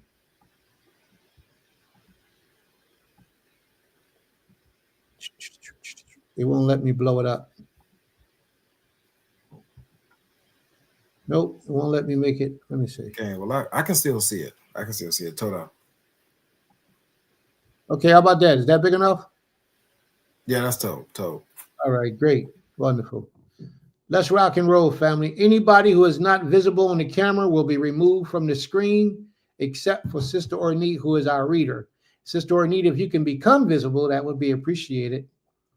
I don't know your situation. I don't know if you're ready for that, but if you can become visible, then so be it. Then it's just be me and you. But let's go, family. Let's go. You ready, Sister Ornette? Okay. All right. May the Most High be praised. Let's rock and roll. Reading from the book of Genesis, chapter 19, verse 1. And there came 2 angels to Sodom at evening, and Lot sat at the gate of Sodom. And Lot. Now, I'm sorry, I don't mean to interrupt you, but I guess I do in a little bit of a way. I want to make this clear. This was right after the Creator was talking to Abraham on the mountain, on the side of the hill. 3 angels was there with him. 2 angels left, and one stayed behind to sit with Abraham, to discuss things with Abraham, while the other 2 angels went down to Sodom and Gomorrah. Now, Lot was sitting in the gate of Sodom. Now, some people teach, now I don't know how true it is, but I happen to believe that there's some truth to it. That Lot was sitting at the gate, not twiddling his thumbs, not doing anything, but he was sitting at the gate because he was one of the leaderships of the community. When it says sitting at the gates, think about it. If you're the head of a city, if you sit at the gate of a city or the head of the city or the council of a city, it's because you are in the council or the leader's position. Not that he is the king, not that he is the leader, but that he was one of the political figures that helped to make rules and discipline and manage the ongoings of Sodom. That's what they teach. So he wasn't just at the gate, just sitting there, right, in the form of a judge or something. He wasn't just sitting at the gate, just sitting there twiddling his thumbs, playing in the daylight. He was actually performing his duty for the city and the community that he lived in. And these 2 angels walk up on him, and this is where we pick up. But I want you to pay close attention to the customs of our forefathers and how they did. Now, y'all remember who Lot was, right? Lot was whose nephew? He was Abraham's nephew. And at one point when Lot rode with Abraham, he was wealthy. He had servants. He had male, female servants. He had cattle. He was getting it. But at one point, he separated himself from Abram, and his life began to decline. And now he's sitting inside of a city that Abram had just helped them to be restored to greatness again, and this thing happens. So this is where the story picks up. Most people believe, or most people have been taught through history that Lot only had 2 daughters. And those are the 2 daughters that went up in the mountain with him, but that's not true. And we're going to find that out today. Lot had others daughters who was married off to others men who died in that hailstone. All right, let's read on, please. Continuing verse 1. And Lot, seeing them, rose up to meet them. And he bowed himself with his face towards the ground. Now, did you see what Lot did? Lot didn't know these people to be angels. He only knew them to be men because they was in the form of men. But when strangers came to the city, how did Lot greet them? With the utmost respect. He bowed himself to the ground in a form of submission, in a form of honor and respect. And today, family, we don't know how to do that. We don't know how to show honor and respect. And I ain't talking about you, Albert, you the man. I'm talking about the average one of us. We don't know how to show honor and respect to our brothers and sisters, let alone it be somebody in authority. We don't know how to do that. But Lot understood that. He knew how to show humility before visitors and hospitality unto watch his whole game is about hospitality. We got a lot to learn from Lot's lesson today. Read on, please. Verse 2.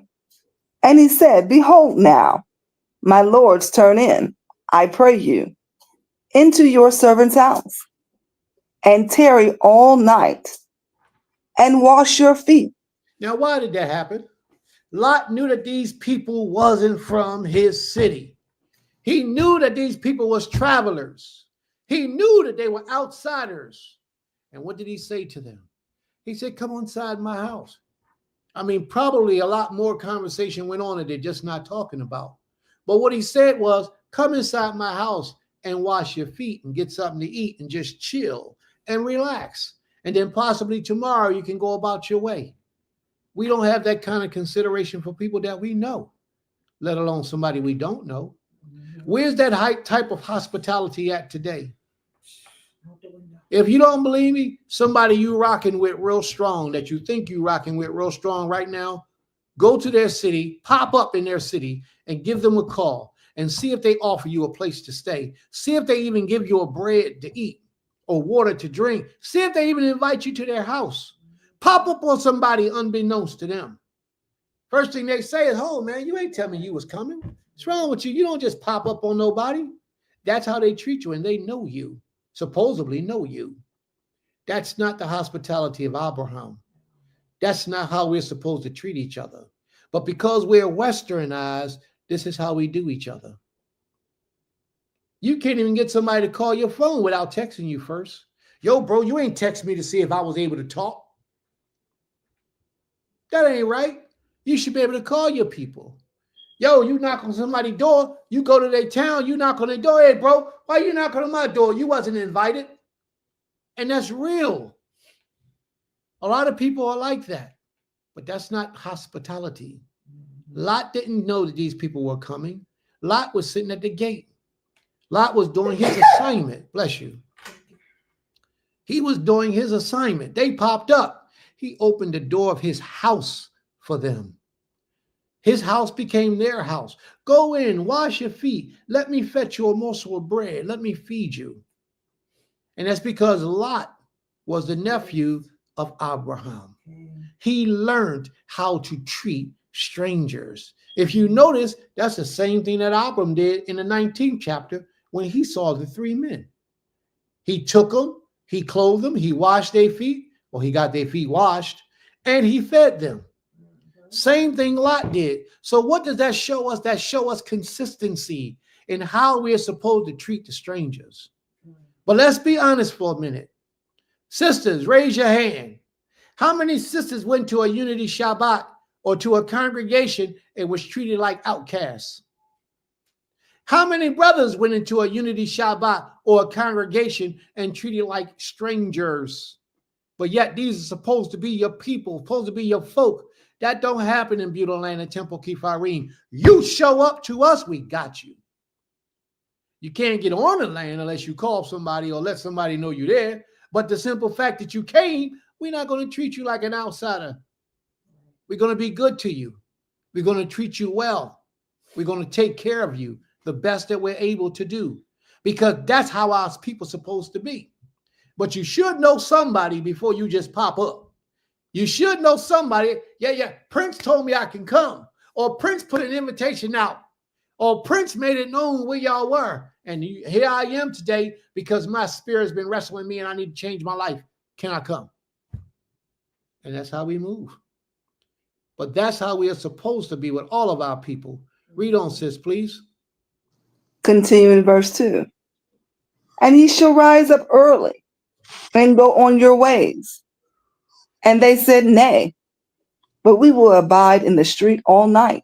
They had a mission. They came there to see what the sins or the reports were that reached the Creator, whether they were true or not. There's angels in the midst of you right now in your life that you don't even know are angels. That's reporting everything that you do, think, say, tell, feel. They're reporting everything to the Most High about your ways, about your character, about your personality. They're with you all the time. What's going to be their report to the Father?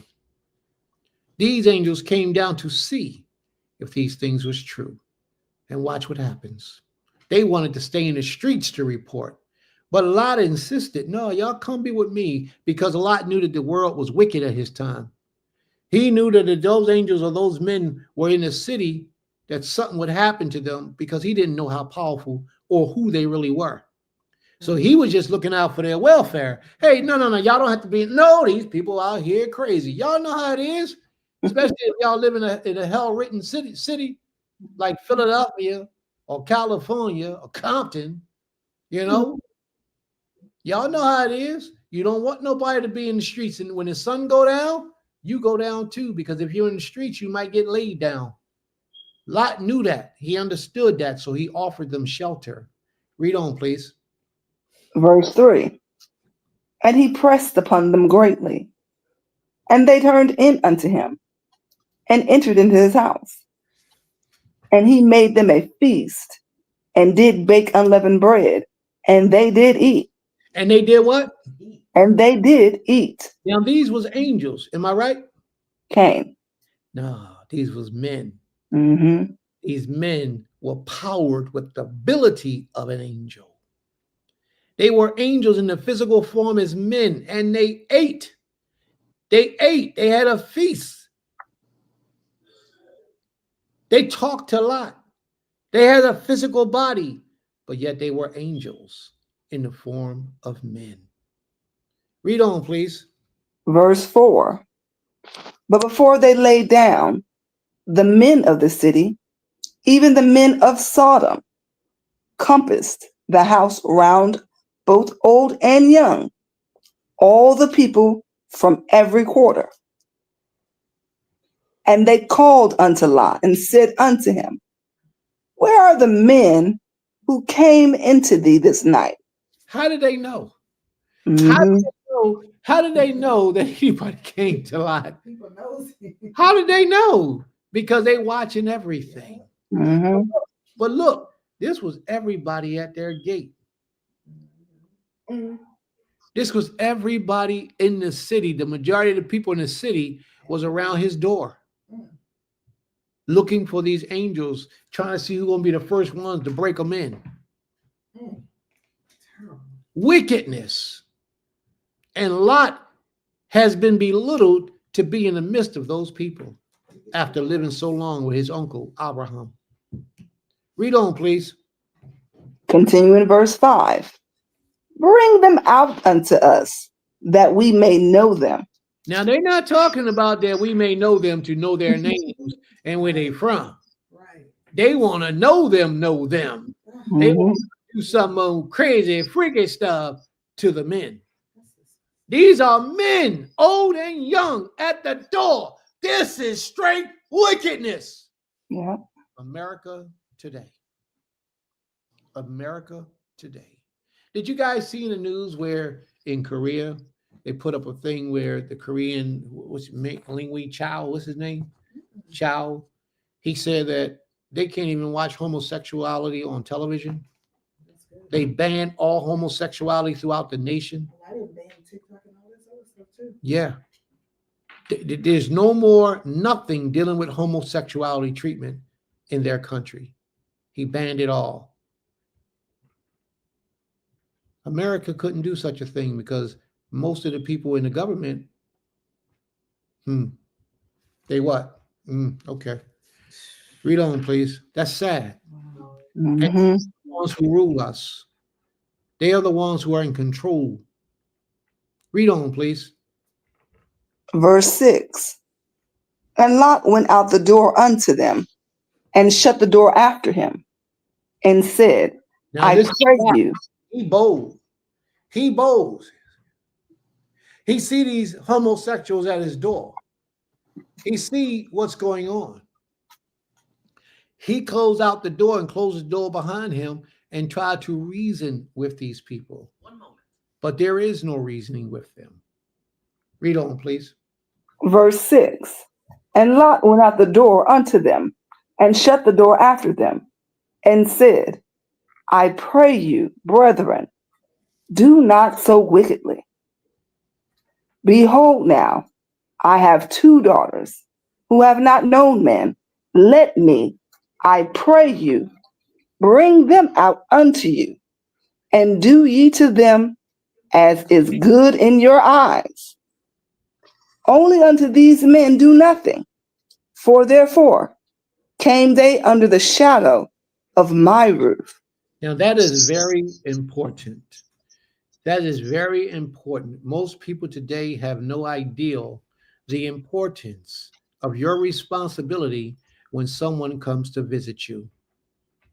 You are responsible for their protection at all costs. You have visitors, they come to your home, you are responsible for protecting them. Lot went to the point where he was willing to sacrifice his 2 daughters to protect those men who came to him. Wow. Do y'all understand that? He understood his position. I am their protector. He didn't understand that they were angels and they was really sent to protect him. He didn't know that because Abram said, if there's 10 righteous, for the sake of righteous, will you spare the city? The Most High said, I'll spare the city for the sake of 10 righteous. But there was no 10 righteous. So what happened was, because there was not 10 righteous, right? He pulled out those who were. But if you notice, Lot was the one that was righteous. What did that have to do with his wife and his children? The reason why they went along with Lot is because of Lot's righteousness. Brothers, you have to understand that. You have to be in order for your household to receive salvation. You have to be in order. That doesn't mean you have to be perfect. It means your mind must be perfectly in tune with the will of the Creator. That's what it means. Because of Lot's righteousness, because of his righteousness, his family received salvation. What happened to the women that was married? His daughters that was married? His daughters that was married didn't matter because they were married to other people. And those other people determined their righteousness. Watch what happens. Read on, please. Verse 9. And they said, stand back. And they also said again, this one fellow came to sojourn, and now he's a judge. Now we will deal worse with thee. He wasn't than born them." here. He wasn't born here. That's how they are down south, because you ain't born in Sparta. They try to treat you like an outsider because you wasn't born in Sparta or any country, any city in down the south. This is what he wasn't born here. I just watched a comment the other day where these people was talking about this brother who wasn't from Brooklyn. He wasn't from Brooklyn. The boy grew up in Brooklyn since he was a little kid. He would come stay with his grandmother. And when he would come stay with his grandmother, he would go and hang out with the guys. Well, the guys start talking about he ain't really one of us because he wasn't born here. It's different. And that's what they said about Lot. If you remember, Lot pitched his tent when he was with Abraham facing Sodom. Now he ends up in Sodom. Read on, please. Continue in verse 9. And they pressed hard against the man, even Lot, and came near to break the door. But the men put forth their hand and pulled Lot into the house to them and shut the door. Don't be surprised at the power of a man. Because he's wrapped in flesh and blood doesn't mean that his soul is not energized with the power of the Almighty. These angels came in the form of men. What am I saying? I'm saying be careful, because sometimes you entertain angels and don't know it. You could be sitting in the midst of angels right now and not know, and have total warfare against those individuals because you don't like certain things about their character or their trait or their behavior. And it's all because you don't understand. You're not really as righteous as you think you are. Read on, please. Verse 11. And they smote the men that were at the door of the house with blindness. They did Both- what? And they smote the men With with blindness. how can men strike other men with blindness unless the Most High has some power and authority that He has shared with them? Mhm. But they look just like me and you. They look just like everybody else, and you would have never known that these men were angels in disguise. Read on, please. Both small and great. They struck all the people with blindness who was outside the door begging to get to know them. They got to know them, didn't they? Yep. But watch what's being said in these next couple of verses. Please pay close attention to how Lot or the angels say what they need to say to Lot and what takes place. Continuing verse 11. So they wearied themselves to find the door. And the men said unto Lot, Hast thou here any besides son-in-law, and thy sons, and thy daughters, and whatsoever thou hast in the city? Bring them out of this place. So Lot was told to extend an invitation to everybody who was connected to him. But because his son-in-laws married his daughters now fall under their covenant with the Almighty. And that covenant wasn't good. Read on, please. Verse 13. For we will destroy this place, because the cry of them has become great before the face of the Creator. And the Creator has sent us to destroy it. The Most High has sent them to destroy it. There's not a government that can stop something once the Most High puts it in place. So all these people right here who's talking about what they're doing, they will not prosper, because we are here and we are serving the Most High to the best of our ability. Again, we may not be perfect, but we're serving this King to the best of our ability. He will not allow their destructive devices and plans to prosper. He won't, as long as there are some righteous still here. He will save us from that. Trust me. Read on, please. Verse 14. And Lot went out and spoke unto his sons-in-law, who married his daughters, and said, Up, get you out of this place, for the Creator will destroy this city. But he seemed as one that mocked unto his sons-in-laws. Now, this is a very important message, one that I know you probably never heard before. The angels told Lot what they were about to do to the city. And they said, go tell your son-in-laws who hold your daughters because they're married to them. I know you never heard this part before. At least I believe you haven't. And if you have, then great. You got an excellent teacher. But if you haven't, then get rid of your teacher and stay here at Beulah Land and Temple Kephirim so we can keep building and growing together. Here we go. Lot went to his son-in-laws, and Lot said to his son-in-laws all that the angels just told them. They thought he was playing. They could not see what Lot was bringing to them. They couldn't believe it because their spirit caused blinders to be on their minds. They were sinning just like the rest of the people. Therefore, they couldn't see it. Let me explain to you what I mean. If you're living in the Western mind state and you're so adaptive to the Western mind state, like what we talked about earlier about you can't wear mingle fabric, mingle garment, mingle clothes, you won't see that.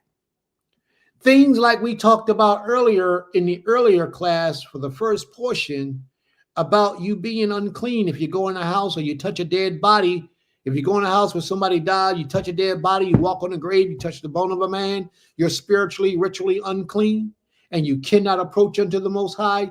They won't be able to see that because their minds have been westernized, which means the spirit that governs them is a European spirit. It's not of our ancient forefathers. Although they are black, they look like you and me. Their essence has been mutated, and they are not of the Almighty any longer. But yet they'll call themselves Yisrael, but they cannot accept the truth of the Most High because their spirit that governs them is not of the Most High. There's a lot of imposters in our midst, family. And the bad thing about these imposters, when they see righteousness growing, when they see righteousness advancing, when they see righteousness taking place and doing things for the people, they try to give you a bad name to tear you down. They try to interrupt that. They try to bring people to pile up, to come up against you, to try to tear you down, to prevent you, because their spirit leads them to do that. Just like all those men piled up against Lot at his front door, knocking on the door. Bring them out, so they can tear them down. This ain't no joke, family. But you got to remember, we wrestling against spiritual people, spiritual individuals. This is a spiritual battle. And the spirit world is 1,000,000 times stronger than the physical world. If you still stuck in the physical world and you looking at people and judging people by the way they look and what they look like, then you lost the battle. Because the spirit will camouflage itself and be wicked as all hell, but look as pretty as an angel, look beautiful and gorgeous, just the way you want it to look. 6 feet tall, dark, handsome, with fringes on, and a full demon. Because the spirit that energizes him is not the spirit of the Most High. And some of these people sit in positions of leadership. Some of them sit in. How do you know the spirit that governs people? Because you watch the things that they do. Pay attention to what they do, and it will teach you about the individuals. And again, nobody's perfect, but you got to keep your eyes open. Read on, please. Verse 15. And when the morning arose, then the angels hastened Lot, saying, Arise, take thy wife and thy 2 daughters, which are here, lest thou be consumed in the iniquity of the city. What happened to the son-in-laws? They got left behind. They couldn't see. Their minds was clouded with the ways of Sodom. They didn't believe. They didn't think that this was possible. And we have so many people like that today. When righteousness enters in, they're stuck in their idolatry. They're stuck in the things of the customs of the people that are round about them. They're stuck in their foolishness. They want to drink. They want to smoke that weed, smoke them cigarettes, eat that chicken, eat that cow, eat that pork. They want to do all those things and justify their actions. But the Torah says, don't do these things, and we can't see it. So you get a teacher, sit down and explain these things to you, and you still don't understand. And what you should do is go and fast and pray and meditate, ask the Most High to get that spirit up off of you, because that spirit will cause you to meet your demise, and soon. Read on, please. I know there's a lot of people right here, right now, that don't listen to the things that I teach you. You show up every week and you still eating things that Prince said was abomination and showed you there was an abomination, but because you haven't gotten it out your system, you refuse to let it go. Oh, Prince, I heard what he said, but chicken is one of those things that a lot of people refuse to let go just because Prince teaches it. Just because Prince teaches it, they refuse to let it go without even doing any research on their own. I mean, serious research, not just doing a pull-up of it, but do a real serious research on it and find out if there's some validity to what Prince says. Chicken is unclean. And if chicken is unclean, therefore any byproducts of the chicken is unclean as well. Goose feathers. You got pillowcases with goose feathers in them. I had to get rid of all that stuff because it's not real. It's not good. It's not clean. Any parts of the carcass of those animals are unclean for you. You can't even touch their carcass. Read on, please. Verse 16. And while he lingered, the men lay hold upon his hand, and upon the hand of his wife, and upon the hands of his 2 daughters. Now, The Creator. Stop for a second. Did you see what they said? They said the angel said, come on, let's go. And what did he do? He lingered. He didn't even move right away. He lingered. He took his time. He was comfortable, just like you are right now with these laws that's being taught to you through our classes. You're lingering around, not doing these things because you haven't quite made up your mind that you're ready yet. You haven't made that decision yet. Then why are you sitting underneath a leadership if you're not going to do what leadership explains to you need to be done so we can win? So you can clean your body so we can win. Do you realize how much they are bringing out today of how dirty chickens are today and how they're causing all these diseases and bacteria and funguses to grow inside your body that's killing you? Do you realize that today they're showing it? Do a research, do a check on the results, the effects of chicken on the body today, and watch what they tell you. But your spiritual leader teaches you these things, and because you only know him to be a man, and you're a grown man or a grown woman, you get the right to make your own decisions for your own life. You pay him no mind, and you still do what you do. That's the same thing Lot did. Lot said, I see how y'all blinded him. Y'all saying for me to come out of the city, but I'm going to take my time. He lingered. He almost lingered enough to lose his life. Do y'all understand? And not only did he linger, he wanted to do what he wanted to do because he wasn't ready. What did he do? They said, go to the mountain. He going to say, well, I want to go to this place over here, Zor. To the mountain, but I don't want to go to the mountain yet. What did they say? They say, go to the mountain. The men of the Most High gave you instructions to go to the mountain. But you say, well, I want to go to this place. It's quicker, it's easier. Well, they get to that place, and obviously it didn't work out for them. And they had to leave that place and go to the mountain. The first instruction that they was given. Because we don't really trust as we say we do. We don't really believe as we say we do. We have no strength, no confidence in our leadership. If we did, the leadership would only have to ask but once, and you will let it go. But I understand because you've been fooled by so many people in the past, you don't know who to trust today. And I understand to a degree. I do. Read on, please. Verse 16. And while he lingered, the men laid hold upon his hand, and the hand of his wife, and upon the hand of his 2 daughters, the Creator being merciful unto them. And had to take them out of the place. He had to grab them, take hold of them, and get them up out of the place because they weren't ready to go yet. Read on, please. And they brought him forth and set him outside of the city. And it came to pass, when they had brought them forth abroad, that he said, escape for your life. Look not behind thee, neither stay thou in the plain. Escape to the mountain, lest thou be consumed. Lot is not fully convinced that these men have the power to do what they said they came to do. He's still not. If somebody came and told you these things and you believed them, you would do what they said for you to do, right? Facts.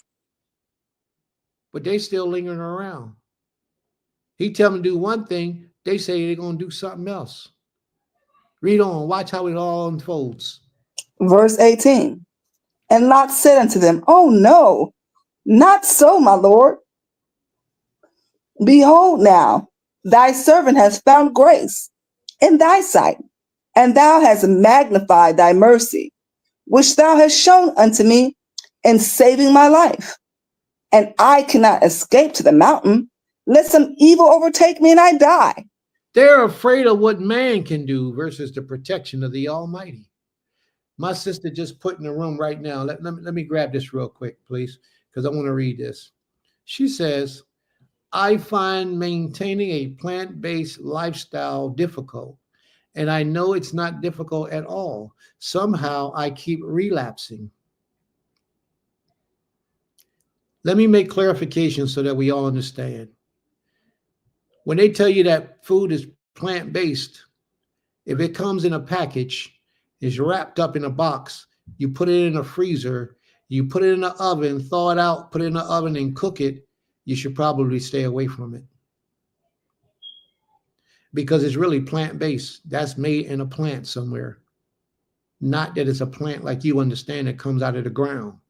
Now, there are some food that's made in a plant somewhere that uses natural ingredients, but you got to be careful and read those ingredients. I've been vegan for a I couldn't even tell you, maybe 30 years now. I've been vegan maybe 30 years. And I just recently, within the last 2 years, began to do it on the level that I do it now.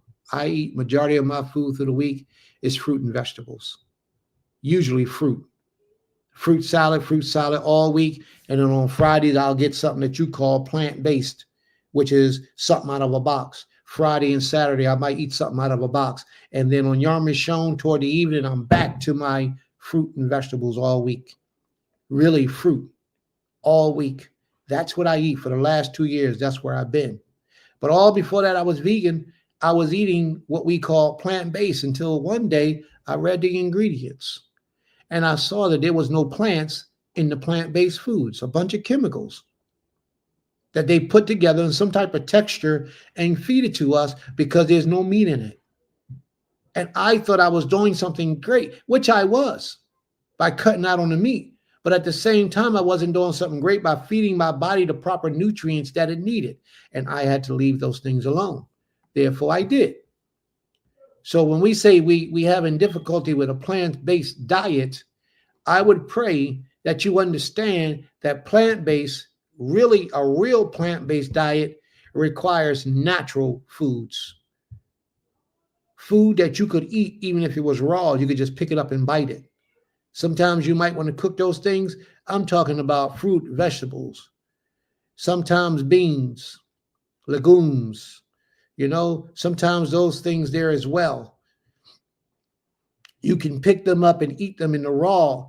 That's real plant-based food, not stuff that's in a box with a whole bunch of chemicals. Read the ingredients in the foods that you're consuming, family. You think you're doing something because you cut out meat, but you realize that all you did was replace it with a meat substitute, and it's still chemicals. And so you might want to eat that stuff every once in a while. I don't have no issue with that. But if you made that the staple of your diet, the primary source of your diet, then you're in trouble because you're still poisoning yourself. Unless you put real fruit and vegetables, and organic at that, organic fruit and vegetables in your body, unless you do that, you're still in jeopardy of putting yourself underneath some type of sickness or disease. Now, let me get it clear. It's better than eating the meat, but it's nowhere near where it's supposed to be by trying to be as healthy as possible.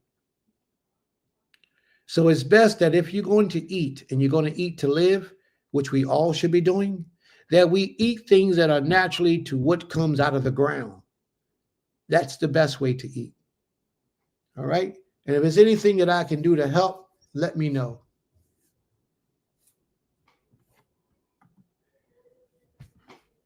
Cain, Hanasi, Cain.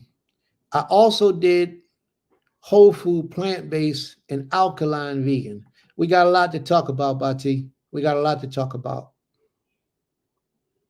And I'll make sure that happens in the future. May the Most High be praised. But I do applaud, I have to take my hat off and applaud those who have decided to transition from eating red meat, chicken, turkey, and fish. I have to applaud you because that takes a lot of work. For any amount of time that you were successful at doing it, it took a lot of work. And for you to come up here today and say, I did it, but I relapsed, that takes a lot of work. It shows humility.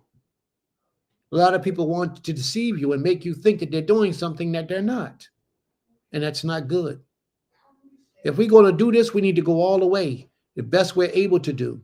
And if we fall back, we fall short, it's okay. Everybody falls sometimes. And it's not about the fall, it's about the recovery. How did you come back? All right, let's read on, please. Reading from the book of Genesis, chapter 19, verse 20. Behold now, this city is near, flee unto. Behold now, this city is near to flee unto, and it is a little one. Oh, let me escape there. Go ahead. And my soul shall live. And he said unto him, see, I have accepted thee. Concern this thing also. that I will not overthrow this city for which thou hast spoken. Verse 22.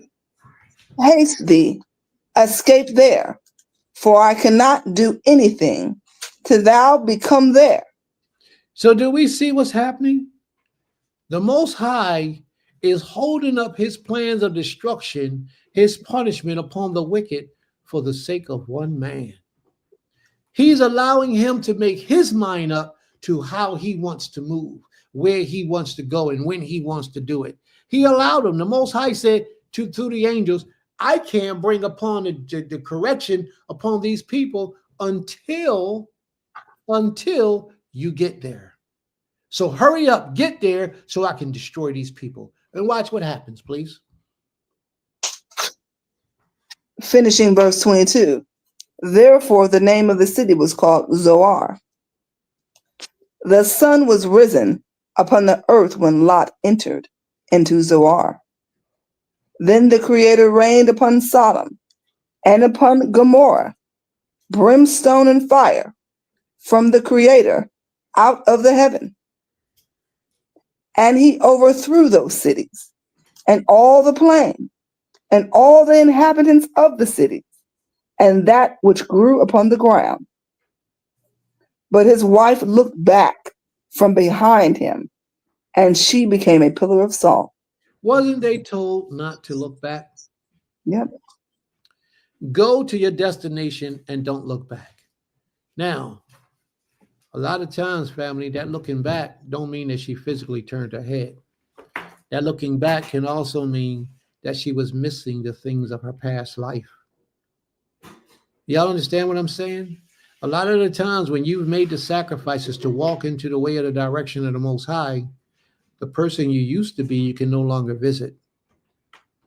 And when we go back and visit those places, we giving that energy back to that spirit that used to possess us. We can get lost back there and never fully recover. Now, yeah, she physically looked back. She became a pillar of salt. But I'm giving you a synonymous answer to a situation, a real life situation that we have in this life with our advancements toward righteousness and toward the Creator. Like my daughter said, she said she had became vegan, or she stopped eating those foods, and then she fell off. She went back. She looked back. She started thinking backwards. And that's what happened. But the moment she starts facing the front and facing forward, all she sees is the road ahead. And she ain't got to worry about digressing and going back. Same thing with us in our way of life toward the Most High. When we come into this way of life with the Almighty, the first thing we see is, oh man, I've been doing this wrong for so long. I've been deceived by the world. And this is what it really is. And all you see is righteousness. You be on your best behavior. You start stopping things that you used to do. You get real good at it. And then all of a sudden you start missing things. That's synonymous with what going back. You start missing things, and you start having a desire for things. After you start thinking about things, you start having a desire for it. And what do? You turn your head to the past and you go back. Oh, this little bit ain't going to hurt me. Yes, it will. Because once you let a demon go, when you invite him back into your life, he brings friends with him. And they take you in vengeance. If you was a dude who was a homosexual and you left the homosexual life to return to the way, to go to the ways of the Most High, if you ever allow another man to pounce on you, you ain't never coming back to the Creator. Because when that spirit comes back on you, that demon, when he comes back on you, he gonna come back and make you desire this thing like you've never, ever desired it before. And you won't be turning back unless you just playing with it in and out, want to be righteous back to homosexuality, want to be righteous back to homosexuality. You're going to be a float the rest of your days, and there won't be no return. The same thing with most things in our lives. Once you conquer something, a vice or a habit or something that you have in your life, once you conquer it and get it out of your life, you don't go back. If you've ever been in a bad relationship with a man or a woman and you got away from that individual, don't ever go back, because it's going to be worse. You don't even know it. It's going to be worse. If you got customs and habits that you have in your life, if you ever conquer those things and you get those things out of your life for any duration of time, do not ever go back to it. Because when it comes back, it's not just coming back by itself. It got company, and it's going to be stronger. And your desire from it will be stronger. And but guess what? This is the thing. The pleasure that you get from it will be stronger as well. I got a brother who used to run around all the time and have oral sex with females. And he stopped it for a period of time, got himself a woman, and straightened his life out. The moment he went back, he hasn't been able to get away from it yet, because that passion has overwhelmed him to the degree that that's all he desires now. That's all he desires.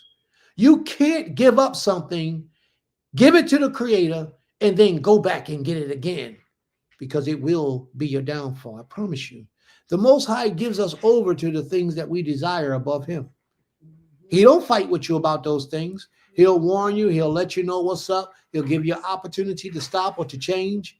And if you don't, you will be consumed by those things. You will be consumed. The Most High is the truth. Believe me. Read on, please, sis. Verse 20. Ho. And women,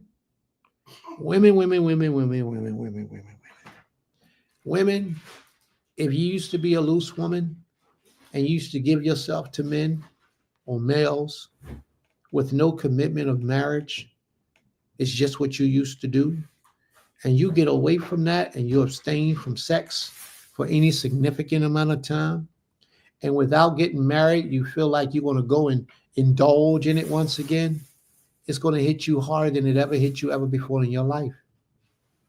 It's going to tear you up, and you ain't going to be able to shake it. It's going to take, you can shake it, but it's going to take a whole lot to get through it. A whole lot. You got to find yourself a righteous man to talk to pray for you, and to pray on your behalf, because you ain't got it. You got to find somebody with more strength than you to hold you and embrace you, so that some of their energy can get upon you, because you ain't got it.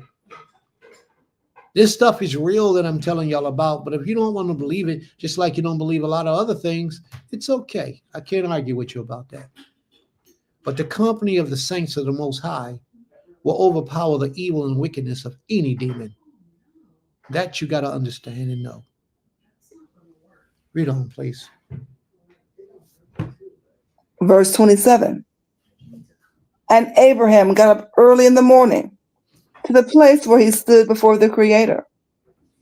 And he looked toward Sodom and Gomorrah and toward all the land of the plain. And behold, Slikah, and beheld, and lo, the smoke of the country went up as the smoke of a furnace. It said, poof. It went up like the smoke of a furnace. And all those people who didn't believe, they didn't have a chance to change their minds now, because they were dead. Moot. Dead. Moot. Moot is dead in Hebrew. They were moot. Yesh lakim moot. Read on, please. Verse 29. And it came to pass, when the Creator destroyed the cities of the plain. Now, I'm sorry, but I gotta interrupt for a minute. What does it say that Elohim did anything with Sodom and Gomorrah? I thought two angels did it, or two men. I thought two men did it. The reason why it says Elohim did it, because all glory goes back to the Most High. Those messengers was just that. They was his servants. They don't get any glory. Just like us as men who serve the Most High by serving his people, the glory don't go to us. The glory goes to the Almighty. The Almighty get the praise. Read on, please. Verse 29. And it came to pass, when the Creator destroyed the cities of the plain, that the Creator remembered Abraham and sent Lot out of the midst of the overthrow. Well, wait a minute. Mm-hmm. Wait a minute. Mm-hmm. Wait a minute. Why was Lot saved? Because of Abraham. Because of the righteousness of Abraham. Mm-hmm. Y'all understand what I'm saying about combining yourself with righteous people? Okay. Yes. Because of Abraham, Lot was saved. Lot had much of a benefit from his uncle, more than he probably understood. But he wanted to be, I'm a man. I got to go and get away from him and do my own thing. And that's what he did. But he didn't know. He did not know that his righteousness was based upon the salvation that Abraham was able to bring to him. Read on, please. Continuing verse 29.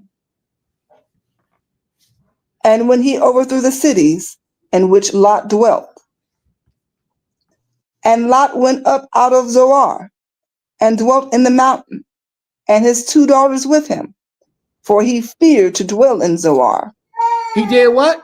He feared to dwell in Zoar. Why was he there in the first place? Nobody told him to go there. Exactly. He wanted to go there. So there's a way in a man's mind that seemeth right to a man. But the end of that way is destruction. You have to take him upstairs, please. The end of that way is destruction. When the Most High tells you what to do, it's best you do what the Most High says for you to do the first time. So when we tell y'all to leave that chicken alone, it's best you leave that chicken alone. Because eventually it's going to catch up to you. And it's going to tear you down. When we tell you to leave that pork alone, them squirrels alone, them rabbits alone, when we tell you all those things, it's best you leave those things alone. And all of its derivatives, leave them alone. Because it's going to catch up to you. Believe me. When the Most High tells you what to do the first time, it's best that you obey him. And you might not see it right now, why it's so important. And hopefully you'll never have to see it. But I promise you, if you keep doing what thus saith the Most High, you keep doing what he says for you not to do, and you keep doing it, you will eventually get to see why you should have listened and obeyed the voice of the Creator a long time ago. But then I pray it's not too late. I pray it's not too late. Read on, please. Verse 30. And Lot went up out of Zoar and dwelt in the mountains, and his 2 daughters with him, for he feared to dwell in Zoar. And he dwelt in the cave, he and his 2 daughters. And the firstborn said unto the younger, Our father is old, and there is not a man in the earth to come in unto us, after the manner of all the earth. Now, in their minds, because they still had the minds of Lot, Sodom, and Gomorrah, because they still had that mind frame, they thought they were the only people on the earth. They acted as if the whole planet had burnt up, that all civilization around them had burnt up. But I don't know if that's necessarily true. I, in my opinion, believe that they had the mind of the city of Sodom and Gomorrah, and therefore they wanted to lay with their father. It might seem a little gross, but I believe that that's what happened. Look where they grew up at. Look where they were living at. In the midst of a wicked people, homosexuality was something easy for them to do. How much more something like incest? It was real easy for them to do this. Now, these were the 2 virgins that Lot offered up. They were virgins that Lot offered. He offered to the evil and wicked men of his city. They were virgins. They probably couldn't wait to get snatched up. The first opportunity that they had, what did they do? They laid down with their father. Wickedness, perversions. But it's understood because the excuse that they used was that, oh, we the last ones left. No, you think that. And even if you think that, it should take you a whole lot before you lay down with your father. Wickedness. Read on, sis. Verse 32. But hold, I'm sorry. But even watch the way that they do it. Watch the way they do it. They had to get him drunk and deceive him. They had to manipulate the situation so that their wicked perversions can take place.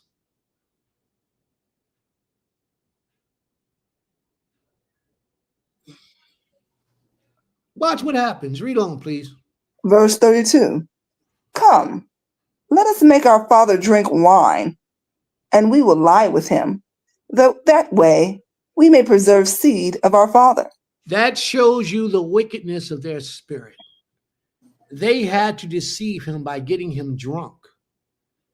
And after getting him drunk, I mean, they had to get him real drunk. He didn't know if he was coming or going. Where'd they get the wine from, though? Mm-hmm. Maybe they took some sacks with them when they left. I thought they left all this stuff in Sodom and Gomorrah. Maybe they got it from Zor. But somewhere they came up with some wine. They're up in the mountains. But they got yain. Facts. Where they get it from? Yes. And it was strong enough to get their father drunk. They gave him the yain. He got drunk. And then they arred him, aped him. They aped him. And he was drunk. First, they got him drunk. And they didn't do it just once. They repeated the wickedness and did it again. And who knows if it happened 3 or 4 times? Who knows? Because a woman can lay with you one time don't mean she's going to get impregnated. Her body has to be in a certain state, in certain condition, a certain time of the month. They call it ovulation in order for her to get pregnant. So how do we know when these women was ovulating? And it's kind of odd that they both ovulating at the same time. So who knows if this only happened once? This might have been a thing that they did on and on for a period of time until they became impregnated. Get their father drunk and then lay with him. He don't know what's going on because you fools, some people drink liquor. They drink liquor and don't even know that what they're doing and recap what took place because they drunk. Really drunk. Especially back in the day, they had that real wine. They didn't have this watered down stuff y'all getting today.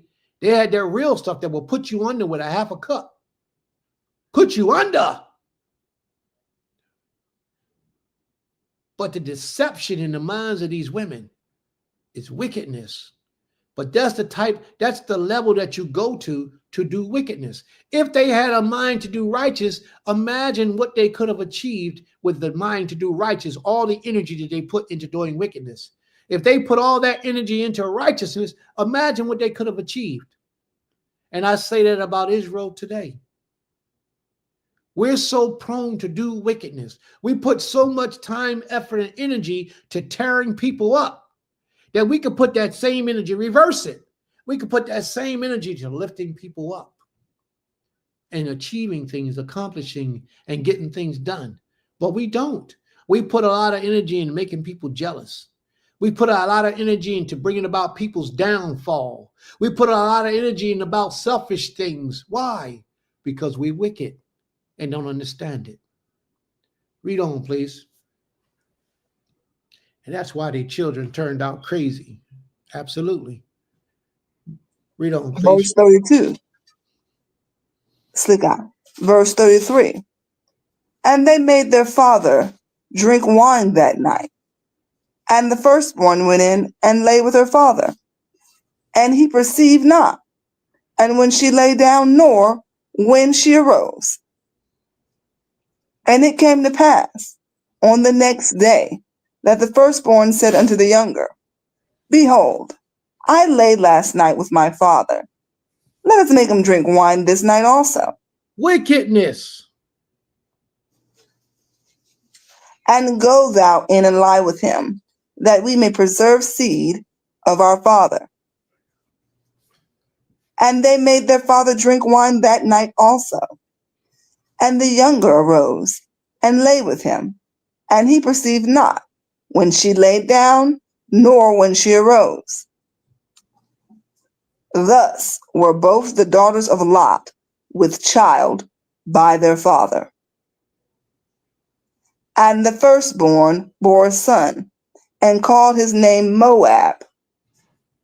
And the same is the father of the Moabites unto this day. And the younger, she also bore a son, and called his name Ben-Ami. The same is the father of the children of Amnon unto this day. And thus we have the story of Lot and Sodom and Gomorrah. So even though our people escaped Sodom and Gomorrah physically, they did not escape Sodom and Gomorrah mentally. And that's a problem. We who call ourselves servants of the Most High mentally, we're still encapsulated with idolatry, and we still have the mind of our oppressors. We are wrapped up in sickness in our minds by doing evil consistently and yet calling ourselves righteous and servants of the Most High. We're easy to go to war with each other. We're easy to hate each other and talk and rebel against each other, spread rumors about each other. We're easy to do those things. But to do righteousness, to build something, we know not how to do. And that's sad.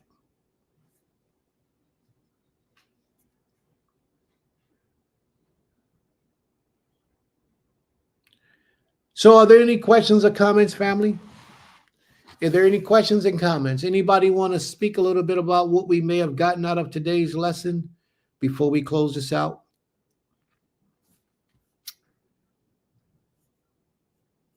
Anyone? Shabbat shalom, family. Shabbat shalom, Sister Ornate. I've always wondered why the Creator told us to stay away from the Moabites. And now I understand. Because that seed was cursed to begin with. Absolutely. Absolutely. May the Most High be praised. Absolutely. Anyone else?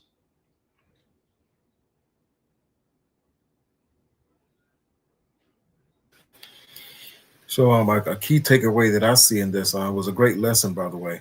But a key takeaway is that whatever the Most High delivers us out of, make sure that we are purged, that our minds and our hearts are purged and pure of it and cleansed of it. Because like I say, you can, as they say, you can, of course, concerning hogs, they say you can take the hog out of the pen, but as soon as you get them out, they'll go back and wallow in the mud. So the idea is, like I say, to be totally, well, don't be a hog at all in the first place.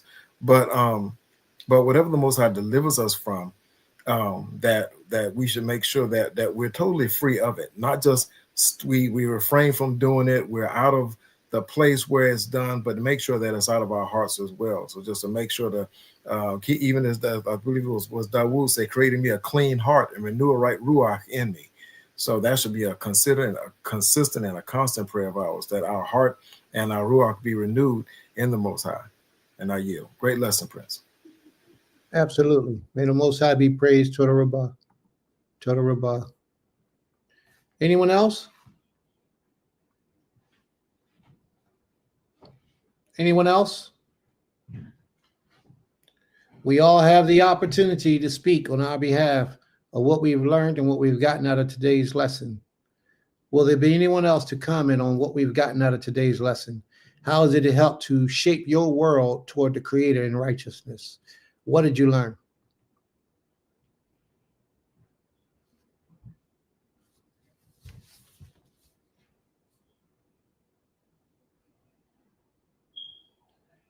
No one else. Okay, we got a lot of conversation in the sidebar. Let's see what this is.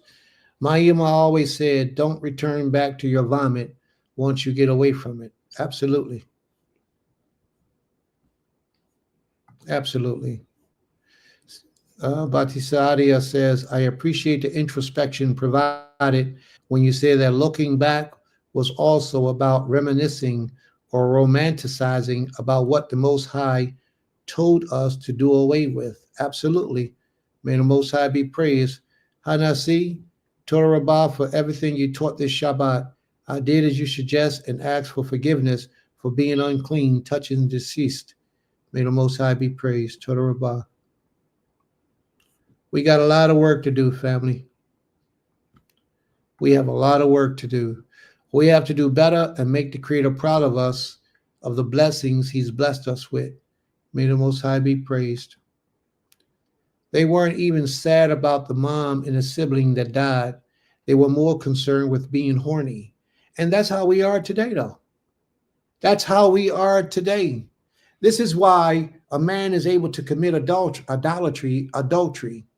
Idolatry and adultery is the same thing. It's just your level of understanding. They're the same thing. Idolatry and adultery is the same thing because you're giving into that demon. You're worshiping that demon. You're taking and having intercourse with another man's wife that doesn't belong to you.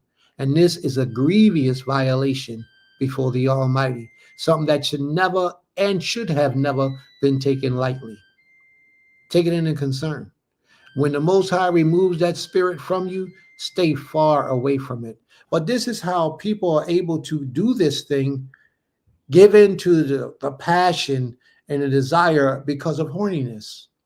That's how another man can sleep with his brother or his brother's wife, or a father can sleep with his son's wife, or a mother could sleep with her daughter's husband because of the horniness. It's a demon and it's alive inside of us. And we have to destroy that demon before that demon destroys us.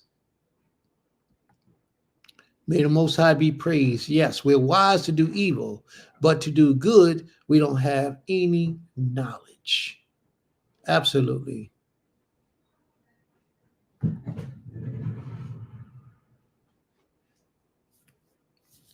Brown says, if the world is ending, I'm grabbing the bottle as well. Okay. All right.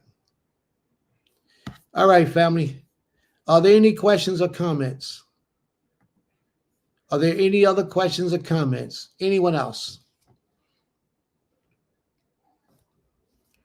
We like to use video presentations sometimes, but we have been trying to stay away from using the video presentations because every time we use it, they find some reason, not every time, but a lot of the time when we use it, they find some reason to delete our video. And we don't want that to happen. So therefore, we try to stay away from the videos off of YouTube and presenting them as a portion of our lesson. Although it brought forth another person's point of view and another person's opinion, which was good. But we have to do without it for a little while. And if we find something that we can use that's not trademarked by another, then we will use those things. Are there any questions or comments, family?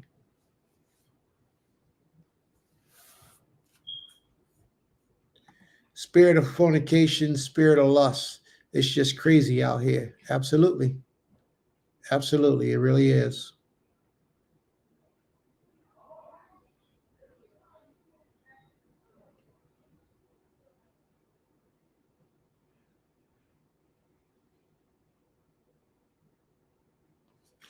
All right. Brian, will we be able to get you to come on and close us out with prayer today? Brian, could we get you to come in and close us out with a prayer today?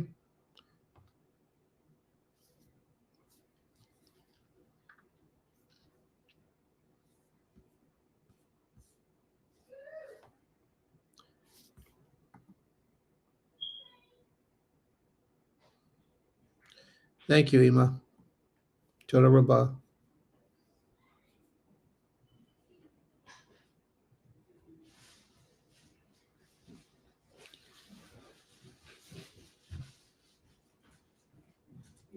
I can't get you all the time, bro. I can't get you. Can't get you all the time, but I will. I ain't got no problem with that. Stop feeling some kind of way, man. Okay. So now you got the floor. Your brother can't do it. You can take the floor. Your brother can't do it. All right. You see the link there?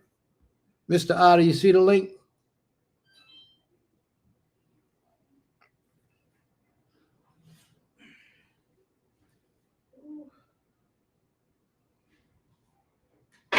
We ain't got 3 minutes to give you, bro.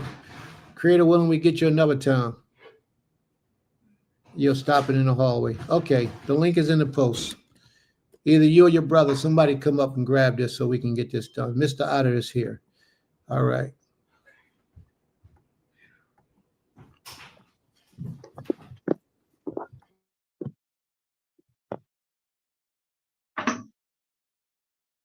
Can you hear me? You got the floor, Mr. Otter. Close us out in prayer, please. Okay.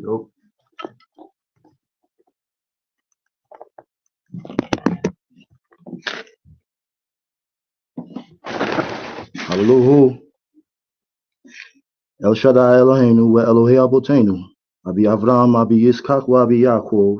Atah Kadosh wa Shemecha Kadosh, Baruch Shemecha Leolam Wayer. Blessed be El Shaddai who is to be blessed. Blessed be El Shaddai who is to be blessed forever and ever. Blessed art thou, O King, our God, our King, King of the universe. For at thy word bringest on the evening twilight. Openest the gates of heavens with understanding. Blessed art thou, O Lord, who open. Salakli. Blessed be El Shaddai who is to be blessed. Blessed be El Shaddai who is to be blessed forever and ever. Blessed art thou, O El Shaddai, our God, King of the universe. For at thy word bringest on the evening twilight. With wisdom openest the gates of heavens, and with understanding changes times and various seasons, and when arrangest the stars and watches the skies according to thy will. Thou createst day and night. Thou rollest away the light from before the darkness, and the darkness from before the light. Thou makest the day to pass, and the night to approach, and dividest the day from the night. El Shaddai is thy name, our King living and enduring continually. Mayest thou reign over us forever and ever. Blessed art thou, O El Shaddai, who bringest on the evening twilight. With everlasting love thou hast loved the house of Israel, thy people. A long commandment, statute, and judgment hast thou taught us. Therefore, O El Shaddai, when we lie down and when we rise up, we will meditate on thy statutes. Yea, we will rejoice in the words of thy laws and in thy commandments forever. For they are our life and the length of our days, and we will meditate on them day and night. And mayest thou never take away thy love from us. Blessed art thou, O El Shaddai, who lovest thy people Israel. May it be thy will, Eloheinu wa Elohe Abotenu, that the temple be speedily rebuilt in our days, and grant our portion in thy law. And there we will serve thee in awe as the days of old and as in ancient years. Then shall the offering of Judah and Jerusalem be pleasant unto El Shaddai as the days of old and as in ancient years. Baruch Shemecha, Baruch Yeminecha, Baruch Torateka, Baruch Barushateka. El Shaddai Melech, El Shaddai Malach, El Shaddai Imlok Leolam Wayer. Baruch Shem Kabol Malchuto Leolam Wayer. Baruch Habor Elohim Mimkomo Melech Elyon. Our God and our King and King of our fathers, let our prayers come before thee. Hide not thyself from our supplications, for we are not arrogant and stiff-necked that we should say before thee, Eloheinu wa Elohe Abotenu, we are righteous and have not transgressed. But verily we have transgressed, we have trespassed, we have been faithless, we have robbed, we have spoken basely, we have committed iniquity, we have wrought unrighteousness, we have been presumptuous, we have done violence, we have forged lies, we have counseled evil, we have spoken falsely, we have scoffed. We have revolted, we have blasphemed, we have been rebellious, we have acted perversely, we have transgressed, we have persecuted, we have been stiff-necked, we have done wickedly, we have corrupted ourselves, we have committed abominations, we have gone astray and we have led astray. We have turned aside from thy commandments and good judgments, and it has profited us naught. But thou art righteous in all that has come upon us, for thou hast acted truthfully, but we have wrought unrighteousness. Wa'al kulam El Shaddai Salichot, Selach lanu, Mikal lanu, V'chaper lanu. Hallelujah. Leolam Wayer.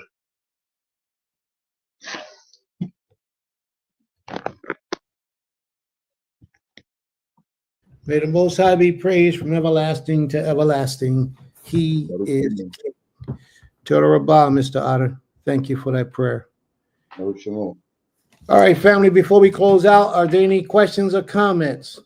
Are there any questions or comments before we close out? All right. Also, yes. Also, I want you all to know that Pesach is coming up soon. Yes. Pesach is coming real soon. The date we have for Pesach is April the 15th, all day, April the 15th. That's the date, the expected date we have for Pesach right now. And I don't think that's going to change because it's that 30-day cycle. You only get 30 days within the length of a month. And that 15th is that 30th day, so it shouldn't be the 16th. Unless the 14th happened to be it because the crescent moon comes out before we know it. Okay? All right. Are there any other, you want to say something more? Are there any other questions or comments, family? Because we're about to go. Mr. Otter, did you want to speak? You had something you wanted to say? I just enjoy my time Okay. With I thought I saw your hand. No. Okay. My apologies. I All do right. enjoy my. Say it again, Mr. Otter. I said I do enjoy my time serving the Most High with you guys. Oh, wonderful. And we enjoy you being here. May the Most High be praised. Torah Rabbah. No shalom. Are there any other questions or comments, family, before we close it out? All right. May the Most High be with you all. Shalom, shalom, with Lala Tov, family. Shalom, shalom. Rest well, beloved. Gam Lak, Gam Laka.